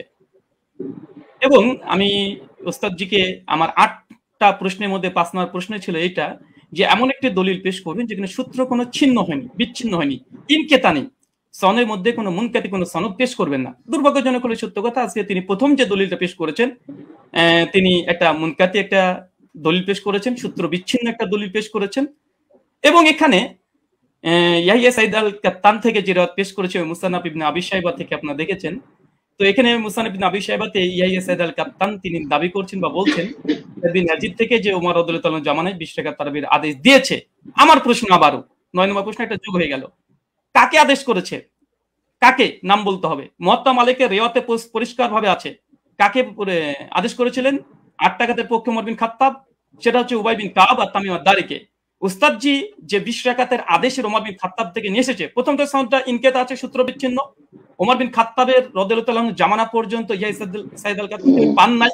আর দ্বিতীয়ত এই হাদিসের মধ্যে আমার দ্বিতীয় একটা প্রথম আর একটা প্রশ্ন যুক্ত হয়ে যায় যে এখানে কাকে নির্দেশ দিয়েছে, কোন সাহাবীকে, সাহাবীর নাম বলতে হবে। এই পয়েন্টটাকে নোট করে আমি রিবাটল সেশনে উস্তাদের কাছে জবাব আমি আশা করছি। আমি অবাক হয়েছি, দ্বিতীয় অবাক হচ্ছে এটা যে আমার উস্তাদজি তিনি হাদিসটা মুরসাল হককে অস্বীকার করলেন এবং তিনি সঙ্গে সঙ্গে কথা বললেন যারা মুরসাল বলে তারা নাকি জ্ঞান পাপী বা জ্ঞান অল্প স্বল্প বুদ্ধি যারা আছে তারাই নাকি এই হাদিসটাকে ইনকেতা বলে। চলেন এই হাদিসের প্রথমত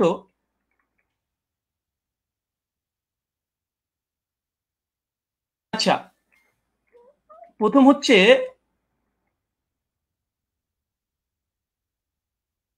যে দলিলটা পেশ করেছেন মুনকাতি হাদিস, এই হাদিস নাকি মুরসাল তিনি অস্বীকার করেছেন, ইনকারের সনদ বিচ্ছিন্ন। অথচ আমরা দেখছি দেখেন এটা হচ্ছে আসরুস সুনান, আল্লামা নিমবি হানাফি তার একটি কিতাব, তার আসরুস সুনানের 779 নম্বর হাদিসে দেখেন ইয়াহিয়া সাইদ থেকে ওই রিওয়ায়াতটা নিয়ে এসেছে যেটা উস্তাদ জি মুসান্নাফ ইবনে আবি শাইবা থেকে পড়েছেন। হাদিসটা নিয়ে আসার পরে বলছে ও ইসনাদহু মুরসাল, তিনি পরিষ্কার দাবি করছেন যে এই সনদ হচ্ছে ইনকেতা ঘটেছে, সনদের মধ্যে বিচ্ছিন্ন ঘটেছে। ইয়াহিয়া সাইদ আল কাত্তান রাহিমাহুল্লাহ তিনি ওমর বিন খাত্তাবের জামানা পাই নাই, আর তিনি এটাকে পুরোটাকে অস্বীকার করে দিলেন। আমি এটা খুব আশ্চর্য হয়েছি। তারপরে যদিও তিনি এখানে কবিন শব্দটা লিখে দিয়েছেন যে যদিও মুরসাল সূত্র বিচ্ছিন্ন তবে নাকি শক্তিশালী। আর একটা প্রশ্ন যুক্ত হয়ে গেল, উস্তাদজিকে বলবো হাদিস সহিহ হওয়ার জন্য কয়টা শর্ত। সমস্ত মুসলিম উম্মার ইজমা আছে হাদিস সহিহ হওয়ার জন্য 5টা শর্ত, এবং প্রথম যে শর্ত সে হচ্ছে সনদ মানে একদম মুত্তাসিল হতে হবে, সনদের মধ্যে কোনো যেন বিচ্ছিন্নতা না ঘটে, কোনো ইনকেতা না ঘটে, সূত্র যেন বিচ্ছিন্ন না হয়। এর চেয়ে হাদিস সহিহ হওয়ার জন্য এটা হচ্ছে ইজমাই শর্ত। সে হানাফি বলেন, আহলে হাদিস, শাফি, মালিকি যেই বলেন, সমস্ত উম্মত একমত হাদিস 5টা শর্তে সহিহ হয়। প্রথম শর্ত হচ্ছে ইত্তেসাল হতে হবে, মুত্তাসিল হতে হবে, সনদ যেন একদম কোনো মাঝখান থেকে চেঞ্জ যেন ব্রেক না করে। অবাক হলাম তিনি এই হাদিস একটা মুরসাল হাদিস তিনি নিজে প্রথমে স্বীকার করে নিয়েছেন কয়েকবার, আবার স্বীকার করতেও যাচ্ছেন না। অথচ এখানে আসরুস সুনানে আল্লামা নিমবি হানাফি রাহিমাহুল্লাহ তিনি পরিষ্কার দাবি করে নিয়েছেন এই হাদিসের মধ্যে ইনকেতা ঘটেছে, এটা মুরসাল হাদিস, সূত্র বিচ্ছিন্ন হাদিস, তবে কওয়িন, তবে সনদের যে রাবিগুলো আছে এরা শক্তিশালী। হাদিস সহিহ হওয়ার জন্য যেহেতু রিজাল শাস্ত্রের আলোকে এবং হাদিস শাস্ত্রের আলোকে আমাদের দলিল উপস্থাপন করতে হবে, তো হাদিস সহিহ হওয়ার জন্য ওস্তাদ দেখেছি আমার জানার জন্য প্রশ্ন, বিনয়ের সঙ্গে প্রশ্ন, মানে মুত্তাসিল হওয়া এটা শর্ত কি, শর্ত একটু জানাবেন 5টা শর্তের মধ্যে। আর এই সনদের মধ্যে যে মুত্তাসিল, এই সনদের মধ্যে বিচ্ছিন্নতা ঘটেনি এটা প্রমাণ পেশ করবেন। চলুন এই দেখেন ইয়াহিয়া সাইদ আল আনসারীর এই বর্ণনাকে বাংলাদেশের জগৎ বিখ্যাত আমাদের আলী হোসেন ওসামা জিরো উস্তাদ জি হবে আমার জানা মতে, না হলেও রুহানি উস্তাদ হবে। দলিল ও নামাজের মাসাল এই বইটা মোটামুটি 4 জন আলেম মিলে লিখেছে, এক মৌলানা তামিদুল মাওলা, আব্দুল মালিক সাহেব, আব্দুল মতিন সাহেব এবং আবু আকাস মৌলানা, 4 জন মিলে বইটাকে রচনা করেছে। এই তারাবির মাসালাতে 410 নম্বর এবং 411 নম্বর পৃষ্ঠাতে এই দলিলটা নিয়ে এসেছে। নিয়ে আসার পরে এই দলিলটাকে সামনে রেখে তিনি বলছেন যে মুসানাফের এই দলিলটা, এই বর্ণনাটির সনদ সহি, তবে ইয়াহিয়া সাইদ যেহেতু হযরত ওমরের যুগ পাননি, আবার কার কাছ থেকে শুনেছেন তাও বলেনি, এই কারণে এটিকে মুনকাতি সূত্র বিচ্ছিন্ন বলা হয়। তার মানে আমাদের 4 জন সহ লেখা দলিল সহ নামাজের মাসাল এ বইটা, মানে আমরা 5 জনের মত পেয়ে গেলাম মোটামুটি, যে হানাফি ভাইদের এবং দেওবন্দীদের ঘটনারই এই সনদকে মুনকাতি সূত্র বিচ্ছিন্নটা স্বীকার করে নিয়েছে। যদি এরা যদি মূর্খ হয়, আল্লাহু আলম বিসব, হতে পারে, আমি এখানে কোনো কমেন্ট করব না। তারপরে তিনি ওসামা উস্তাদজি তিনি যে কথাগুলো বলেছেন, টেনে হিসড়ে হাদিসটাকে আবার মানে হাসান করার চেষ্টা করছে। তো মূল কথা, সনদের মধ্যে বিচ্ছিন্নতা ঘটেছে এবং হাদিসটার মধ্যে ইনকিতা ঘটেছে। আর বারবার উস্তাদজি বলছে হাদিসটা মুরসাল, আসলে হাদিসটা মুরসাল না মুনকাতে, কারণ এই হাদিসটা মুরসাল হলে নবীর দিকে নিসবত হতো, যখন নবীর দিকে নিসবত না, এটা ওমরের দিকে নিসবত হয়েছে, যে ওমর আদেশ করেছে, তা হাদিসটা মুরসাল নাই, বরং এখানে ইনকিতা বলাটাই বেশি যৌক্তিক, মুনকাতি এই হাদিস। তার জন্য এখানে আরেকটা পয়েন্ট দেখে নিন, মুনকাতে হাদিসের ব্যাপারে উস্তাদজি অনেকগুলোই দলিল উপস্থাপন করলেন এবং বিভিন্ন আলেমদের ফতোয়া তিনি নকল করে বোঝানোর চেষ্টা করছিলেন বারবার, যে দেখেন মুনকাতে হাদিসকে অনেকে হাদিসে বা মুরসাল হাদিসকে অনেকেই সহিহ বলার চেষ্টা করছে, এমনকি শেখ আলবানিও বলার চেষ্টা করেছে, তিনি দলিল উপস্থাপন করেছেন। দেখেন, এটা তাইসুল মুস্তাহুল হাদিস, এটা হানাফি আলেম সকলেই মানে, এটা বাংলাদেশ থেকে কওমি ঘরানার তারাই ছাপিয়েছে বইটা, রকমারিতে অ্যাভেলেবেল পেয়ে যাবেন। এখানে দেখেন মুনকাতে হাদিসের উদাহরণ একটা দেওয়ার পরে বলছে মুনকাতে হাদিসের হুকুম কি, বলছে উলামায়ে কেরাম এ বিষয়ে একমত, মানে ইজমা দাবি করছে। বিলুপ্ত রাবি অবস্থা অজ্ঞতা থাকার কারণে মুনকাতে হাদিস জয়ীফ হিসেবে গণ্য। এখানে একটা সংক্ষিপ্ত সাধারণ শ্রোতার জন্য বলি যে ইয়াহিয়া সাইদ আল কাত্তান তার ওমর বিন খাত্তাবের জামানায় পায়নি, ওমর বিন খাত্তাবের মৃত্যুর প্রায় 40 থেকে 50 বছর পর এই রাবি জন্মগ্রহণ করেছে। ওমর বিন খাত্তাব জামানায় পায়নি, তিনি কিভাবে বলে দিলেন যে ওমরের জামানাতে অমুক ব্যক্তি, আবার নাম উল্লেখ নেই যে কাকে নির্দেশ দিয়েছে, নাম উল্লেখ নেই হাদিসে যে 20 টাকাতের আদেশ করেছে। এখন যদি কেউ দাবি করে যে পাকিস্তানি আমলে ব্রিটিশদের সঙ্গে অমুক ব্যক্তি এবিসি ও দালালি করেছে, আজকের যুগের কোনো মানুষ যদি দাবি করে দেয় অথবা তার যুগও আমি পাইনি, পাকিস্তানি আমল আমি পাইনি, যে দাবি করে দেয়, এই দাবিটা কেমন যৌক্তিক হতে পারে? ঠিক এই হাদিসের সঙ্গে সেটাই ঘটেছে। যিনি বর্ণনা করছেন ওনার সঙ্গে ওমর বিন খাত্তাবের জামানায় তিনি পাননি, ওমর বিন খাত্তাবের মৃত্যুর প্রায় 40 থেকে 50 বছর পর এই ব্যক্তি জন্মগ্রহণ করা হচ্ছে। আর মুনকাতে হাদিসের, এটা মুস্তালাহুল হাদিসের স্পষ্ট দলিল এখানে বিদ্যমান যে মুনকাতে হাদিস এটা যায়ীফ হয়। আচ্ছা, এরপর একটা দেখেন মুরসাল হাদিস বিষয়েও এই মুস্তালাহুল হাদিসের মধ্যে আসছে পরিষ্কার ভাবে, কি বলছে দেখেন, উসুলবিদের দৃষ্টিতে মুরসাল এর অর্থ ব্যাপক, তাদের নিকটে প্রতিটি মুনকাতি রিওয়ায়াত মুরসাল, মানে এটা ইস্তাহাল হিসাবে অনেকেই মুনকা থেকে মুরসাল ব্যবহার করে ইস্তাহাল হিসাবে, কিন্তু হুকুম হিসাবে নয়। এরপর বলছে দেখেন, সনদের যে কোনো স্তর থেকে রাবি বাদ পড়ুক না কেন, খতিব বাগদাদির অভিমত হচ্ছে এইটা। এরপরে হুকুম বলছে, কি বলছে দেখেন, যে প্রকৃতপক্ষে মুরসাল হাদিসে জয়ীফ, যদি উস্তাদজি এটা অস্বীকার করতেন না এটা মুনকাতে হাদিস না, এটা মুরসাল হাদিস, যদি অস্বীকার করে দিয়েছিলেন, তাদের ঘর থেকে দেখা হচ্ছে হাদিসটা তারা মুনকাতে স্বীকার করে নিয়েছে, দৈশা নামাজের মাসালাতে মুনকাতে স্বীকার করেছে, আর আসার সুন্নাতে নিমবি তিনি মুরসাল স্বীকার করে নিয়েছেন। আচ্ছা, তারপরেও যদি ওসামা সাহেব বারবার এটাকে মুরসাল এটা অস্বীকার করেও এটা নিয়েই বারবার আলোচনা করে মুরসাল হাদিসের ব্যাপারে হুকুম কি দিচ্ছে দেখেন, যে প্রকৃতপক্ষে মুরসাল হাদিসের জয়ীফ এবং বর্জনীয়, পরিষ্কার।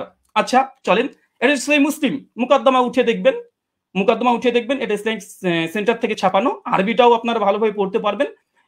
এবং এখানে ইমাম মুসলিম রাহিমাহুল্লাহ তিনি পরিষ্কার মুরসাল হাদিসের একটা বাব কায়েম করেছে, বাব কায়েম করার পরে ইমাম মুসলিম সহিহ মুসলিম রচনার পূর্বে মুকদ্দমা শুধু উসুলে হাদিস দিয়ে তিনি একদম পালাতে রেখেছেন, তার মধ্যে মুরসাল আলোচনা করতে গিয়ে তিনি বলছেন যে মুরসাল রিওয়ায়াত হাদিস সময়ের ব্যাপারে আমাদের মুহাদ্দিসদের মানে মুহাদ্দিসগণের কেরামের অভিমত হচ্ছে মুরসাল হাদিস হুজ্জাত দলিল হিসেবে পরিগণিত হবে না।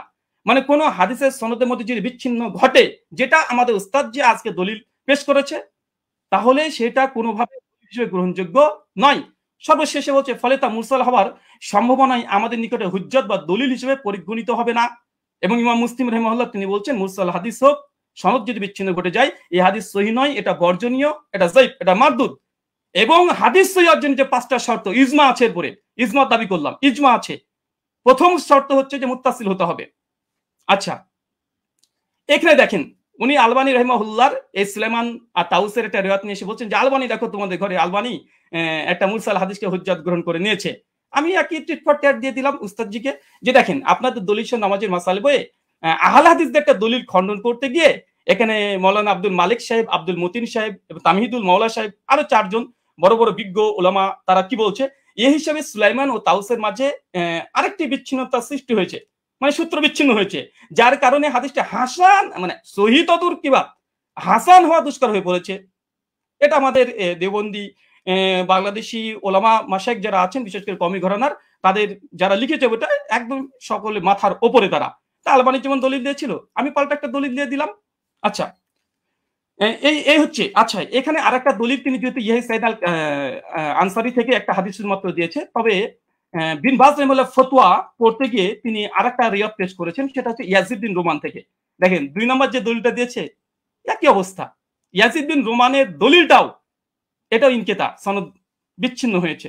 এবং আমার চ্যালেঞ্জ ছিল উস্তাদজিকে বা আমার অনুরোধ ছিল যে উস্তাদজি এমন একটা দলিল পেশ করবেন যার মধ্যে কোনো বিচ্ছিন্নতা ঘটেনি, কোনো ইরসাল হয়নি, এবং এমন একটা হাদিস পেশ করলেন যে হাদিসে কাকে যে আদেশ করা হয়েছে তার নাম উল্লেখ নেই, অথচ মুয়াত্তা মালিক আলহামদুলিল্লাহ সনদের মধ্যে কোনো ইরসাল নেই, ইনকেতা ঘটেনি, সনদের মধ্যে কোনো রাবির উপরে জাররা পরিমাণে কোনো জারা নেই, সনদে কোন ব্যক্তিকে কোন সাহাবী ওমর বিন খাত্তাব 8 টাকা তারাবির আদেশ করেছে সেটাও মজুদ আছে আলহামদুলিল্লাহ। কিন্তু আমাদের উস্তাদজি 15 মিনিট সময় নিয়ে তিনি মাত্র একটা দলিল পেশ করেছেন, বিন বাজের ফতোয়াতে এই ইয়াজিদ বিন রোমানের এর অর্থে চলে এসেছে।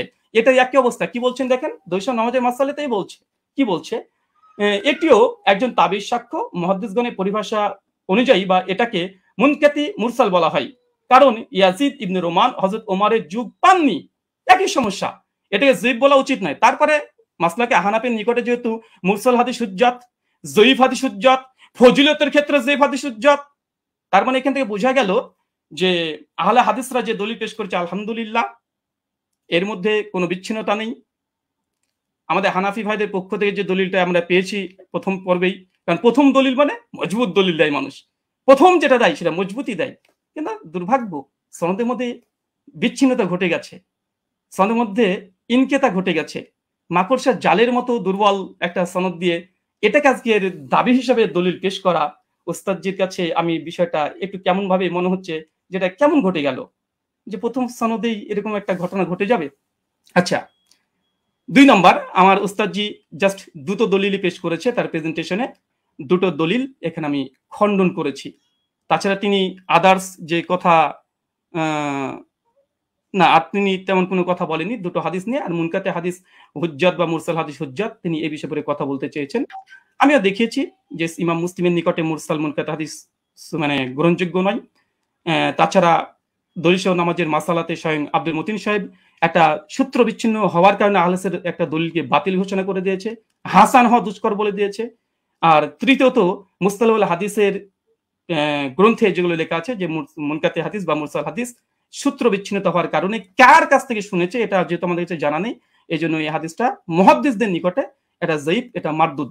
এবং আমি একটা প্রশ্ন করে দিয়েছি ওস্তাদ, যে এটা এড়িয়ে যাবেন না, যেহেতু এবার রিবার্টাল সেশন আপনার এড়িয়ে যাবেন না, 8টা প্রশ্ন আপনার মানে কাঁধের উপরে আছে, এবং যেই মানে আমি চেয়েছি যেমন ভাবে তলব করেছি দেওয়ার চেষ্টা করবেন, এবং হাদিস সহিহ হওয়ার জন্য সনদ মুত্তাসিল হওয়া প্রয়োজন কি প্রয়োজন না এটা প্লিজ দিয়ে আলোচনা শুরু করবেন। আমি আবার আপনাকে 1.5 মিনিট আগে ছেড়ে দিলাম, কেন আপনি জাস্ট 2টো দলিল পেশ করেছেন। শুকরিয়া, ধন্যবাদ, জাযাকাল্লাহু খায়রান, বারাকাল্লাহু ফিকুম।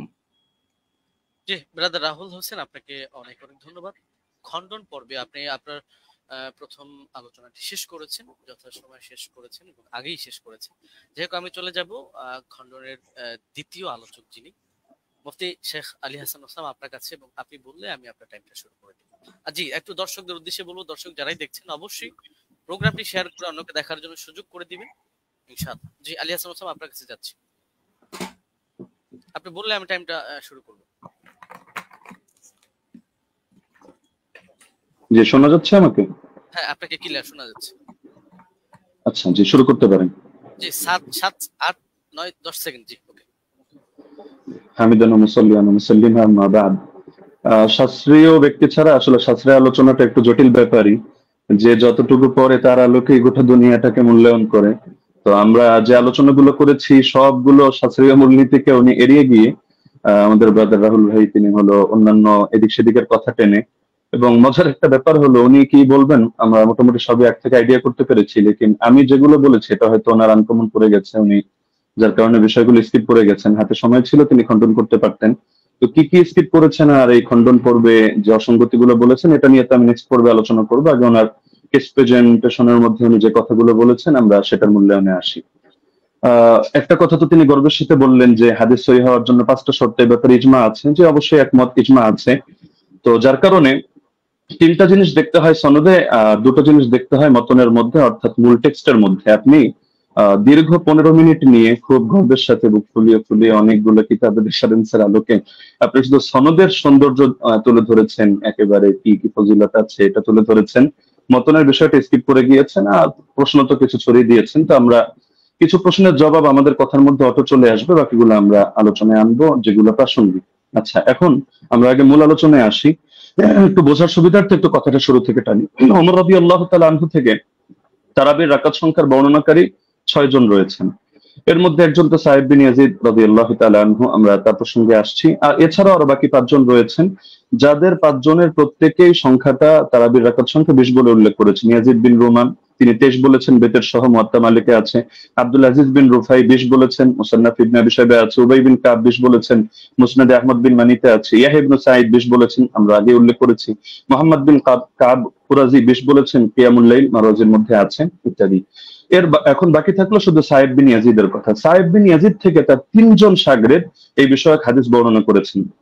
একজন হল ইয়াজিদ বিন খুসাইফা, তিনিও 20 বর্ণনা করেছেন, সুনানে কুবরা বাইহাকিতে আছে। দ্বিতীয় হারিস বিন আব্দুর রহমান বিন আবি যুবাব, তিনি 23 বর্ণনা করেছেন, অর্থাৎ বেতের সহ, এটা মুসান্নাফে আব্দুর রাজ্জাকে আছে। আর 3 নম্বর হলো মোহাম্মদ বিন ইউসুফ, যে সূত্রটা টেনে তিনি গর্বের সাথে বলেছেন যে একমাত্র আমরা একটা দলিল দিলাম, বাকি দলিলগুলো আমরা পরে আনবো। বাস্তব কথা হলো ওমর রাদিয়াল্লাহু আনহু 11 আদেশ করেছেন এই মর্মে, অন্য কোনো বিশুদ্ধ দলিল তিনি আদৌ আনতে পারবেন কিনা এটাই চিন্তার বিষয়। তো এখন যে মোহাম্মদ বিন ইউসুফ সূত্রে তিনি আনলেন, সেই মোহাম্মদ বিন ইউসুফ থেকে এই সংক্রান্ত হাদিসটা বর্ণনা করেছেন 5 জন। এখন 5 জনের মধ্যে রেওয়ায়েতে কারোর সাথে কারোর মিল নেই, এক একজন এক এক ভাবে রেওয়ায়েত করেছেন। এর মধ্যে সবচেয়ে মজার বিষয় হলো তিনি যে সনদটা এনেছেন, এখানে তো ইমাম মালিক রাহমাতুল্লাহ আলাইহি তার সূত্রে বয়ান করেছেন 11 রাকাত। এরকম আরো 2-1টা বর্ণনা আছে, কিন্তু দেখা যাচ্ছে মোহাম্মদ বিন ইসহাক রাহমাতুল্লাহ আলাইহি তিনি বর্ণনা করেছেন এই মোহাম্মদ বিন ইউসুফ থেকে 13 রাকাতের কথা, যেটা মুসনাদে আহমদ বিন মানিতে আছে। এছাড়া দাউদ বিন কায়েস রাহমাতুল্লাহ আলাইহি তিনি এবং আরো অনেকে 21 রাকাতের কথা বর্ণনা করেছেন, যেটা মুসান্নাফে আব্দুর রাজ্জাকে বিশুদ্ধ সনদে আছে। যদি এটা সনদ নিয়ে চ্যালেঞ্জ করে আমরা তাহলে সনদের আলোচনায় আসবো। তো দেখা যাচ্ছে মতনের মধ্যে মিল নেই, মতনের মধ্যে এখানে সমস্যা বিদ্যমান। সব শাগরেদরা বলছে একভাবে, কিন্তু মোহাম্মদ বিন ইউসুফ থেকে এসে দেখা যাচ্ছে যে এখানে সনদের মধ্যে যদিও যারা বয়ান করেছেন সনদের বিশুদ্ধতা আছে, এটা নিয়ে আমি আপত্তি করছি না, কিন্তু হাদিস সহিহ হওয়ার জন্য যদি 5টা শর্ত, শুধু সনদ ঠিক থাকলেই হবে না। এমন বহুত হাদিস আছে সনদ সুন্দর, কিন্তু তার ইসের মধ্যে মতনের মধ্যে সমস্যা আছে। তো এখানে মতনের মধ্যে যে ঝামেলাটা হয়েছে এটাকে ইস্তেরাব বলে। ইস্তেরাব মানে হলো যে কোথায় 21 রাকাতের কথা আর কোথায় হলো 11 রাকাতের কথা, আবার কোথায় 13 রাকাতের কথা। যদিও 13 নিয়ে একটা ব্যাখ্যা ওনারা দাঁড় করানোর চেষ্টা করেন ধারণা প্রসূত ভাবে, তো সেটা আপাতত বাদই দিলাম। তো 21 রাকাত আর 11 রাকাত সম্পূর্ণ ভিন্ন কথা, কিন্তু মূল বর্ণনাকারী একজন। তো এখন হাদিসের মধ্যে যদি ইস্তেরাব করে দেওয়া হয় তাহলে হাদিসটা দুর্বল হয়ে যায়। এটা তাদরিবুর রাওয়ি বিশারহি তাকরিবুন নাওয়াবী পৃষ্ঠা 133 এর মধ্যে স্পষ্টভাবে লেখা আছে, ইস্তেরাব ইউজিবু দাফাল হাদিস। তাহলে স্পষ্ট এটা যে এখানে বর্ণনাকারী যারা রয়েছেন তারা যদিও সহিহ মানের, কিন্তু মতনের মধ্যে মুস্তারিব ইস্তেরাব থাকার কারণে হাদিসটা গর্বের সাথে যদিও সহিহ বলার চেষ্টা করছেন, কিন্তু হাদিসটা মতনগত কারণে এটা সহিহ না, বরঞ্চ এটা যায়িফ হাদিস। এটা হেলাউ সুনানের মধ্যে 7ম খণ্ড 145 146 স্পষ্টভাবে লম্বা চওড়া আলাপ আছে। শেখ জাফর আহমদ উসমানী রাহমাতুল্লাহ আলাইহি লিখেছেন, হাদা আসারুন মুস্তারিবুল মাতনি উখতুলিফা ফীহি আলা মুহাম্মদ ইবনে ইউসুফ। বলতে বলতে তিনি গিয়ে শেষে জানাচ্ছেন, ওয়াহাদা ইখতিলাফুন ইউসকিতুল ইহতিজাজ বিল আসার। এই জাতীয় ইস্তেরাব থাকলে এটা আসর দিয়ে আর দলিল দেওয়া যায় না, এটা দলিল অযোগ্য হয়ে যায়। তো এখানে ভুলটা কে করেছেন? ভুলটা মূলত ইমাম মালিকও করেননি, ইয়াহইয়া ইবনে সাঈদ ফাত্তানও করেননি। ভুলটা হয়েছে এখানে অসঙ্গতিটা প্রকাশ পেয়েছে মোহাম্মদ বিন ইউসুফ থেকে। যদিও তিনি উচ্চ পর্যায়ের রাবী, কোনো সন্দেহ নেই, কিন্তু এক এক সময় তিনি এক এক ভাবে বয়ান করেছেন। তো যার কারণে জিনিসটা এটা দুর্বলের প্রমাণিত হয়ে গিয়েছে। আচ্ছা, দ্বিতীয় পয়েন্ট হলো যে হাদিসের বর্ণনাকারী যারা, তাদের আমলই তো এর খেলাফ। ইমাম মালিক রাহমাতুল্লাহ আলাইহির আমল দেখা যাচ্ছে যে তিনি 8 রাকাতের পক্ষে না। সাহেব বিন ইয়াজিদ তার আমলও এর খেলাফ। একইভাবে যাকে আদেশ করেছেন বলে তিনি উল্লেখ করলেন যে দুজনের নামের মধ্যে উবাই বিন কাব রয়েছে। উবাই বিন কাবের ব্যাপারে আছে যে না, তার আমলের খেলাফ। ইমাম মালিক রহমতুল্লাহ আলী প্রসঙ্গে লম্বচড় আলোচনা করা যাবে তার মাযহাবের সরাসরি তার শাগিরদের রেফারেন্স দিয়ে। এবং এর বাইরে যে মতগুলো প্রচারিত আছে, মূলত আমি সহজে বলে দিই যে তার থেকে দুইটা মত আছে, এক হলো বিশ্বঘাতের কথা, এক হলো 36 রাগাতের কথা। বিশ্বঘাতের কথা ইমাম ইবনে আব্দুল বার রহমতুল্লাহ আলী নকল করেছেন এবং তার মাযহাবের কোন কোন কিতাব যেমন দুসুকের মধ্যে, আনোয়ারের সাতিয়ার মধ্যে এটা আছে। বাকি 36 রাগাতের কথাটাই তার থেকে সবচেয়ে বেশি প্রসিদ্ধ এবং মুতাবার। তাহলে দেখা যাচ্ছে যে তার আমলের ব্যতিক্রম। এটা বিদায়াতুল মুস্তাহিদ 1 নম্বর খণ্ড 214 নম্বর পৃষ্ঠা উদাহরণ হিসেবে দেখা যেতে পারে। আরো প্রচুর রেফারেন্স আছে, প্রয়োজন হলে আমরা দেব। আচ্ছা, দ্বিতীয়ত হলো সাইদ বিন ইয়াজিদের আমল যে খেলাফ, এটা হলো বাইহাকি মারিফাতুস সুনান ওয়াল আসার কিতাবে 4th খণ্ড 42 নম্বর পৃষ্ঠা 5409 নম্বর রিওয়ায়াতে আছে। আন সাইদ ইবনে ইয়াজিদ قال كنا نقوم في زمان عمر بن الخطاب ب20 ركعه والوتر। আমরা ওমরের জামানায় 20 রাকাত তারাবি পড়তাম এবং আমরা বেতন নামাজ আদায় করতাম। তাহলে দেখা যাচ্ছে তার আমল এর খেলাফ। একইভাবে যাকে আদেশ করলেন সে উবাই বিন কাবের আমলও ছিল এর খেলাফ। এটা আল হাদিসুল মুখতারা জিয়া মাকদিসের গ্রন্থ 1161 নম্বর রিওয়ায়াত, সেখানে স্পষ্ট আছে আন উবাই ইবনে কাব আন্না উমারা আমারা উবাইয়ান আন ইউসাল্লিয়া বিন নাস ফি রমাদান। এই হাদিসের শেষে গিয়ে স্পষ্ট আছে ফাসাল্লা বিহিম 20 রাকাতান, তিনি মানুষদেরকে নিয়ে 20 রাকাত নামাজ আদায় করলেন। তাহলে এটা তো সম্ভব না, খলিফা তাকে আদেশ দিবে একটা আর তিনি খলিফার আদেশ লঙ্ঘন করে করবেন আরেকটা। তার মানে খলিফার আদেশই ছিল 20 রাকাত। তবে এটা মুহাম্মদ বিন ইউসুফ বলতে গিয়ে একাধিক জায়গায় এক এক রকম বলেছেন, এক জায়গায় তার থেকে কখনো 11 রাকাতের কথা এসেছে। আচ্ছা, মুসান্নাফে আব্দুর রাজ্জাক গ্রন্থের মধ্যে উবাই বিন কাবের এই রিওয়ায়াত আছে 7730 নম্বর হাদিস। সেখানেও দেখা যাচ্ছে যে আন্না উমার জামা আন-নাস ফি রমাদান আলা উবাই ইবনে কাব ওয়া আলা তামিম আদ-দারি আলা 21 রাকাতান। ওমর রাদিয়াল্লাহু আনহু উবাই বিন কাব এবং তামিম দারিকে মানুষকে নামাজ পড়ানোর দায়িত্ব দিয়েছেন 11 রাকাত 21 রাকাত। তাহলে এখানেও দেখা যাচ্ছে যে দাবিগুলো মিলছে না। তো এই জিনিসটা ব্রাদার রাহুল মানুক বা না মানুক ইমাম ইবনে তাইমিয়া রাহিমাহুল্লাহ মেনে নিয়েছেন। ثبت أن أبي بن كعب كان يقوم بالناس 20 ركعة في قيام رمضان ويوتر بثلاث। এটা প্রমাণিত যে উবাই বিন কাব রাদিয়াল্লাহু আনহু তিনি মানুষদেরকে নিয়ে রমাদানুল মুবারকের তারাবিতে 20 রাকাত নামাজ পড়তেন এবং 3 রাকাত বেতের আদায় করতেন। তাহলে ইমাম ইবনে তাইমিয়া রাহিমাহুল্লাহর বক্তব্য দ্বারা স্পষ্ট হয়ে যাচ্ছে। তো একটা মূলনীতি হলো, যদি বর্ণনাকারীর আমল তার বর্ণনার খেলাফ হয় তাহলে এর দ্বারা বোঝা যায় যে বর্ণনাটি আসলে এতে দুর্বলতা রয়ে গিয়েছে। আমলুর রাওয়ি আও ফাতওয়াহু বিখিলাফিল হাদিস আল্লাযী রাওয়াহু ইসকিতুল ইহতিজাজ বিল হাদিস। এটা আমরা যেহেতু সময় কম, আমরা শুধু রেফারেন্স গুলো দিয়ে দিচ্ছি, আপনারা ক্রস চেক দিয়ে নিতে পারেন। কাশফুল আসরার 3 নম্বর খণ্ড 63 পৃষ্ঠা, উসুলুস সারাফসি 2 নম্বর খণ্ড 5 নম্বর পৃষ্ঠা, আল কাফি 3 নম্বর খণ্ড 1354 পৃষ্ঠা, আল ফুসুল ফিল উসুল 3 নম্বর খণ্ড 203 নম্বর পৃষ্ঠা, আত তাকরীর ওয়াত তাহবিব 2 নম্বর খণ্ড 266 পৃষ্ঠা, আত তাওবীহ 2 নম্বর খণ্ড 25 নম্বর পৃষ্ঠা, ফাওয়াতিহুর রাহমুদ 2 163, কাওয়াইদ ফি উলুমিল হাদিস 202 নম্বর পৃষ্ঠা, শারহুল মানাব 661, আল বাহরুল মুহিত 3 নম্বর খণ্ড 246 পৃষ্ঠা, আল ইহকাম বিল আমিদি 2 নম্বর খণ্ড 165 নম্বর পৃষ্ঠা। এমনকি গায়রে মুকাল্লিদ আলেম শেখ ইব্রাহিম শিয়ালকুটি রাহিমাহুল্লাহ তিনিও এটা স্পষ্ট স্বীকার করেছেন ইনারাতুল মাসাবি গ্রন্থে, যেটা তারাবি শীর্ষক 29 নম্বর পৃষ্ঠায়। अगर रावी का अमल उसकी रिवायत के खिलाफ हो तो उसकी रिवायत काबिल अमल ना होगी। स्पष्ट কথা। 3 নম্বর পয়েন্ট হলো 20 রাকাত তারাবির বিষয়টা তো উম্মতের তাআমুল, উম্মতের ঐকমত্যের দ্বারা প্রমাণিত। তো সুতরাং যদি আমরা তর্কের খাতিরে, এটা তো আমরা দেখালাম যে আসলে ওনার মতনের সমস্যার কারণে ওনার হাদিসটা যতই মুয়াত্তা মালিক বলুক আর যে কিতাবের নামই বলুক, কিন্তু মুয়াত্তা মালিক হওয়ার মানে তো এটা না যে প্রতিটা হাদিসের কোনো জায়গায় কোনো ধরনের কোনো অসঙ্গতি নেই, কোথাও কোনো মতনের মধ্যে ইস্তেরাব নেই, এমন কথা কেউ দাবি করার সুযোগও নেই। তো যদি কেউ দাবি করেও থাকে যে তিনি একসময় 11 রাকাত আদেশ করেছিলেন তর্কের খাতিরে মানলেও, তাহলে ইমামরা ব্যাখ্যা দিয়ে গিয়েছেন। যেমন ইমাম ইবনে আব্দুল বার মালিক রাহমাতুল্লাহ আলাইহি ব্যাখ্যা দিয়েছেন যে এটা মানসুখ। শুরুতে হয়তো তিনি 11 রাকাতে দিয়েছিলেন, এরপর তিনি 21 রাকাতের কথা বলেছেন। এটা আল ইস্তিযকার 2 নম্বর খণ্ড 68 নম্বর পৃষ্ঠায় আছে। একইভাবে ইমাম বাজি রাহিমাহুল্লাহ তার মন্তব্য একই, আল মুনতাকা 2 নম্বর খণ্ড 208 নম্বর পৃষ্ঠা। ইমাম আদাউই, ইমাম ইবনে হাবিব তারাও বলে গিয়েছেন, যেটা হাশিয়াতুল আদাউই আলা কিফায়াতুত তালিব 1 নম্বর খণ্ড 353 নম্বর পৃষ্ঠার মধ্যে বিদ্যমান আছে। মজার বিষয় হলো এই কারণেই ব্রাদার রাহুল যে মত পোষণ করুক না কেন, 4 মাযহাবের কেউই 8 রাকাত সুন্নাত হওয়ার ফতোয়া প্রদান করেননি। তো যার কারণে 4 মাযহাবের 4 ইমাম যখন আপনারা 20 রাকাতের মতামত দিচ্ছেন, বিশেষ করে ইমাম মালিক থেকে 2টা মত আছে, 20 আছে, 36 আছে, লেকিন এটা তো স্পষ্ট 8 এর কথা কেউ বলছেন না। এবং 8 এর নামে যেটা চালানো হয় সালাফি ভাইরা কেউ চালায়, তো সেটা প্রমাণিত না। কেন প্রমাণিত না এটা যদি চ্যালেঞ্জ করে আমরা 19 রেফারেন্স টানলে জবাবে আসবো। না হলে শুধু শুধু জবাব দিয়ে সময় বাড়িয়ে লাভ নেই। তো মূলনীতি হলো ইমাম ইবনে রাজব হাম্বলি রাহমাতুল্লাহ আলাইহি লিখেছেন তার ফাদলুল ইলমিস সালাফ আলা ইলমিল খালাফ পৃষ্ঠা 83 এর মধ্যে, فأما ما اتفق على تركه فلا يجوز العمل به لأنهم ما تركوه إلا على علم أنه لا يعمل به। ইমামরা যদি একমত হয়ে যায় যে হাদিসটা এটা তরক করা হচ্ছে, অর্থাৎ তারা কেউ এর আগে ফতোয়া দিচ্ছেন না, আমল করছেন না, তাহলে সেটা আসলে মজবুত থাকে না এবং তার মধ্যে বিভিন্ন দুর্বলতা তৈরি হয়ে যায়, সেটা দলিলযোগ্য হয় না। কারণ এটাকেও এর স্বাদ বলে, স্বাদ কখনো সনদের দ্বারাও হয়, কখনো মতনের দ্বারাও হয়। তিনি তার কিতাব শারহুল আলী তিরমিজির মধ্যে 2 নম্বর খণ্ড 624 নম্বর পৃষ্ঠা, এই কিতাবগুলোর নাম তো অবশ্যই ব্রাদার রাহুল শোনার কথা, এই পৃষ্ঠাগুলো পড়েছেন কিনা আমি জানি না, না হলে আপনি প্রয়োজনে এগুলো চেক দিয়ে আপনি মন্তব্য করতে পারেন। যে তিনি লিখেছেন ওমা হুয়া শাযুল মাতনি কাল আহাদিস আল্লাতী সাহহাতিল আহাদিস বিখিলাফিহা ওয়া আজমাআত আইম্মাতুল উলামা আলাল কওলি বিগাইরিহা। যে হাদিসের ক্ষেত্রে দেখা যাচ্ছে যে উম্মতের আলেমদের মধ্যে যারা ইমাম তারা এর বিপরীত ফতোয়া দিচ্ছেন, সেই ক্ষেত্রে সেই হাদিসের মতনকে শায হিসাবে বিবেচনা করা হয়, অর্থাৎ শায যদি কোনো হাদিসের মতনকে বলা হয় তাও সেটা সহিহ থাকে না।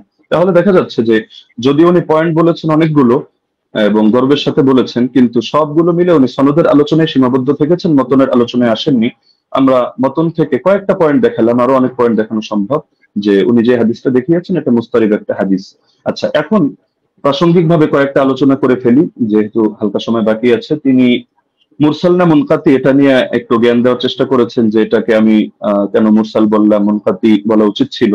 আসলে কোন জায়গায় কোন শব্দ ব্যবহার হবে এটা পরিভাষাগুলো একটু বিস্তরভাবে পড়া লাগে, শুধু একটা তাফসীর মুস্তালাহিল হাদিস পড়েই ইমাম আর ফকিহ হয়ে গেল তো মুশকিল ব্যাপার। যেমন আমি আপনাকে প্রসিদ্ধ কিতাব যেটা আপনারা পড়েন নুকাত আলা মুকাদ্দিমাত ইবনে সালাহ 1 নম্বর খণ্ড 447 পৃষ্ঠা দেখবেন, একইভাবে আল ইবহাজ 2 নম্বর খণ্ড 339 পৃষ্ঠা দেখবেন, এবং শারহ মুসলিমের মধ্যে নববীও বলেছেন যে আম্মাল মুরসাল ফাহুয়া ইনদাল ফুকাহা ওয়াল উসুলিয়িন ওয়াল খতিব আল বাগদাদি ওয়া জামাআহ মিনাল মুহাদ্দিসিন মান কাতা ইসনাদুহু আলা আই ওয়াজহিন কানা ইনকিতাউহু ফাহুয়া ইনদাহুম বিমানাল মুনকাতি। ফকিহদের দৃষ্টিতে, উসুলিয়িনদের দৃষ্টিতে, খতিবে বাগদাদের দৃষ্টিতে এবং একদল মুহাদ্দিসদের দৃষ্টিতে মুরসালের সংজ্ঞা হলো যে সনদের মধ্যে যেভাবেই বিচ্ছিন্নতা হোক না কেন, ইনকিতা যেভাবেই হোক না কেন, এটা মাঝেই হোক আর শেষেই হোক, রাসূলের আগেই হোক আর সাহাবীর আগেই হোক, বাস সেটাকেই তারা মুনকাতি হিসেবে বলে থাকেন। তো এটা একটা তাদের ইসতিলাহগত বিষয়। তো সুতরাং এই জিনিসটা মানে মুরসাল বলা উচিত ছিল না, মুনকাতি বলা দরকার ছিল, বিষয়টা এমন না। আচ্ছা, উনি যে নিমাউই রাহিমাহুল্লাহর হাওয়ালা দিলেন আসার সুনান থেকে, উনি আরবি যেহেতু পড়তে পারেন টুকটাক, উনি তো এটা দেখার কথা যে ইমাম নিমাউই রাহিমাহুল্লাহ তিনি শুধু এতটুকুই বলেন নাই যে হাযা মুরসালুন কাওয়ি, যে হাদিসটা মুরসাল, হাদিস শক্তিশালী, বরং যেই মূলনীতিটা আমরা এনেছি ইমাম ইরাকির হাওয়ালায়, যে তাবেঈ যদি সাহাবীর থেকে কোনো ঘটনা বয়ান করে যেটা তার জামানায় জারি ছিল, তাহলে সেটাকে বাহ্যিকভাবে মুরসাল ধরা হলেও কিন্তু হুকুমের বিবেচনায় মুত্তাসিল ধরা হয়।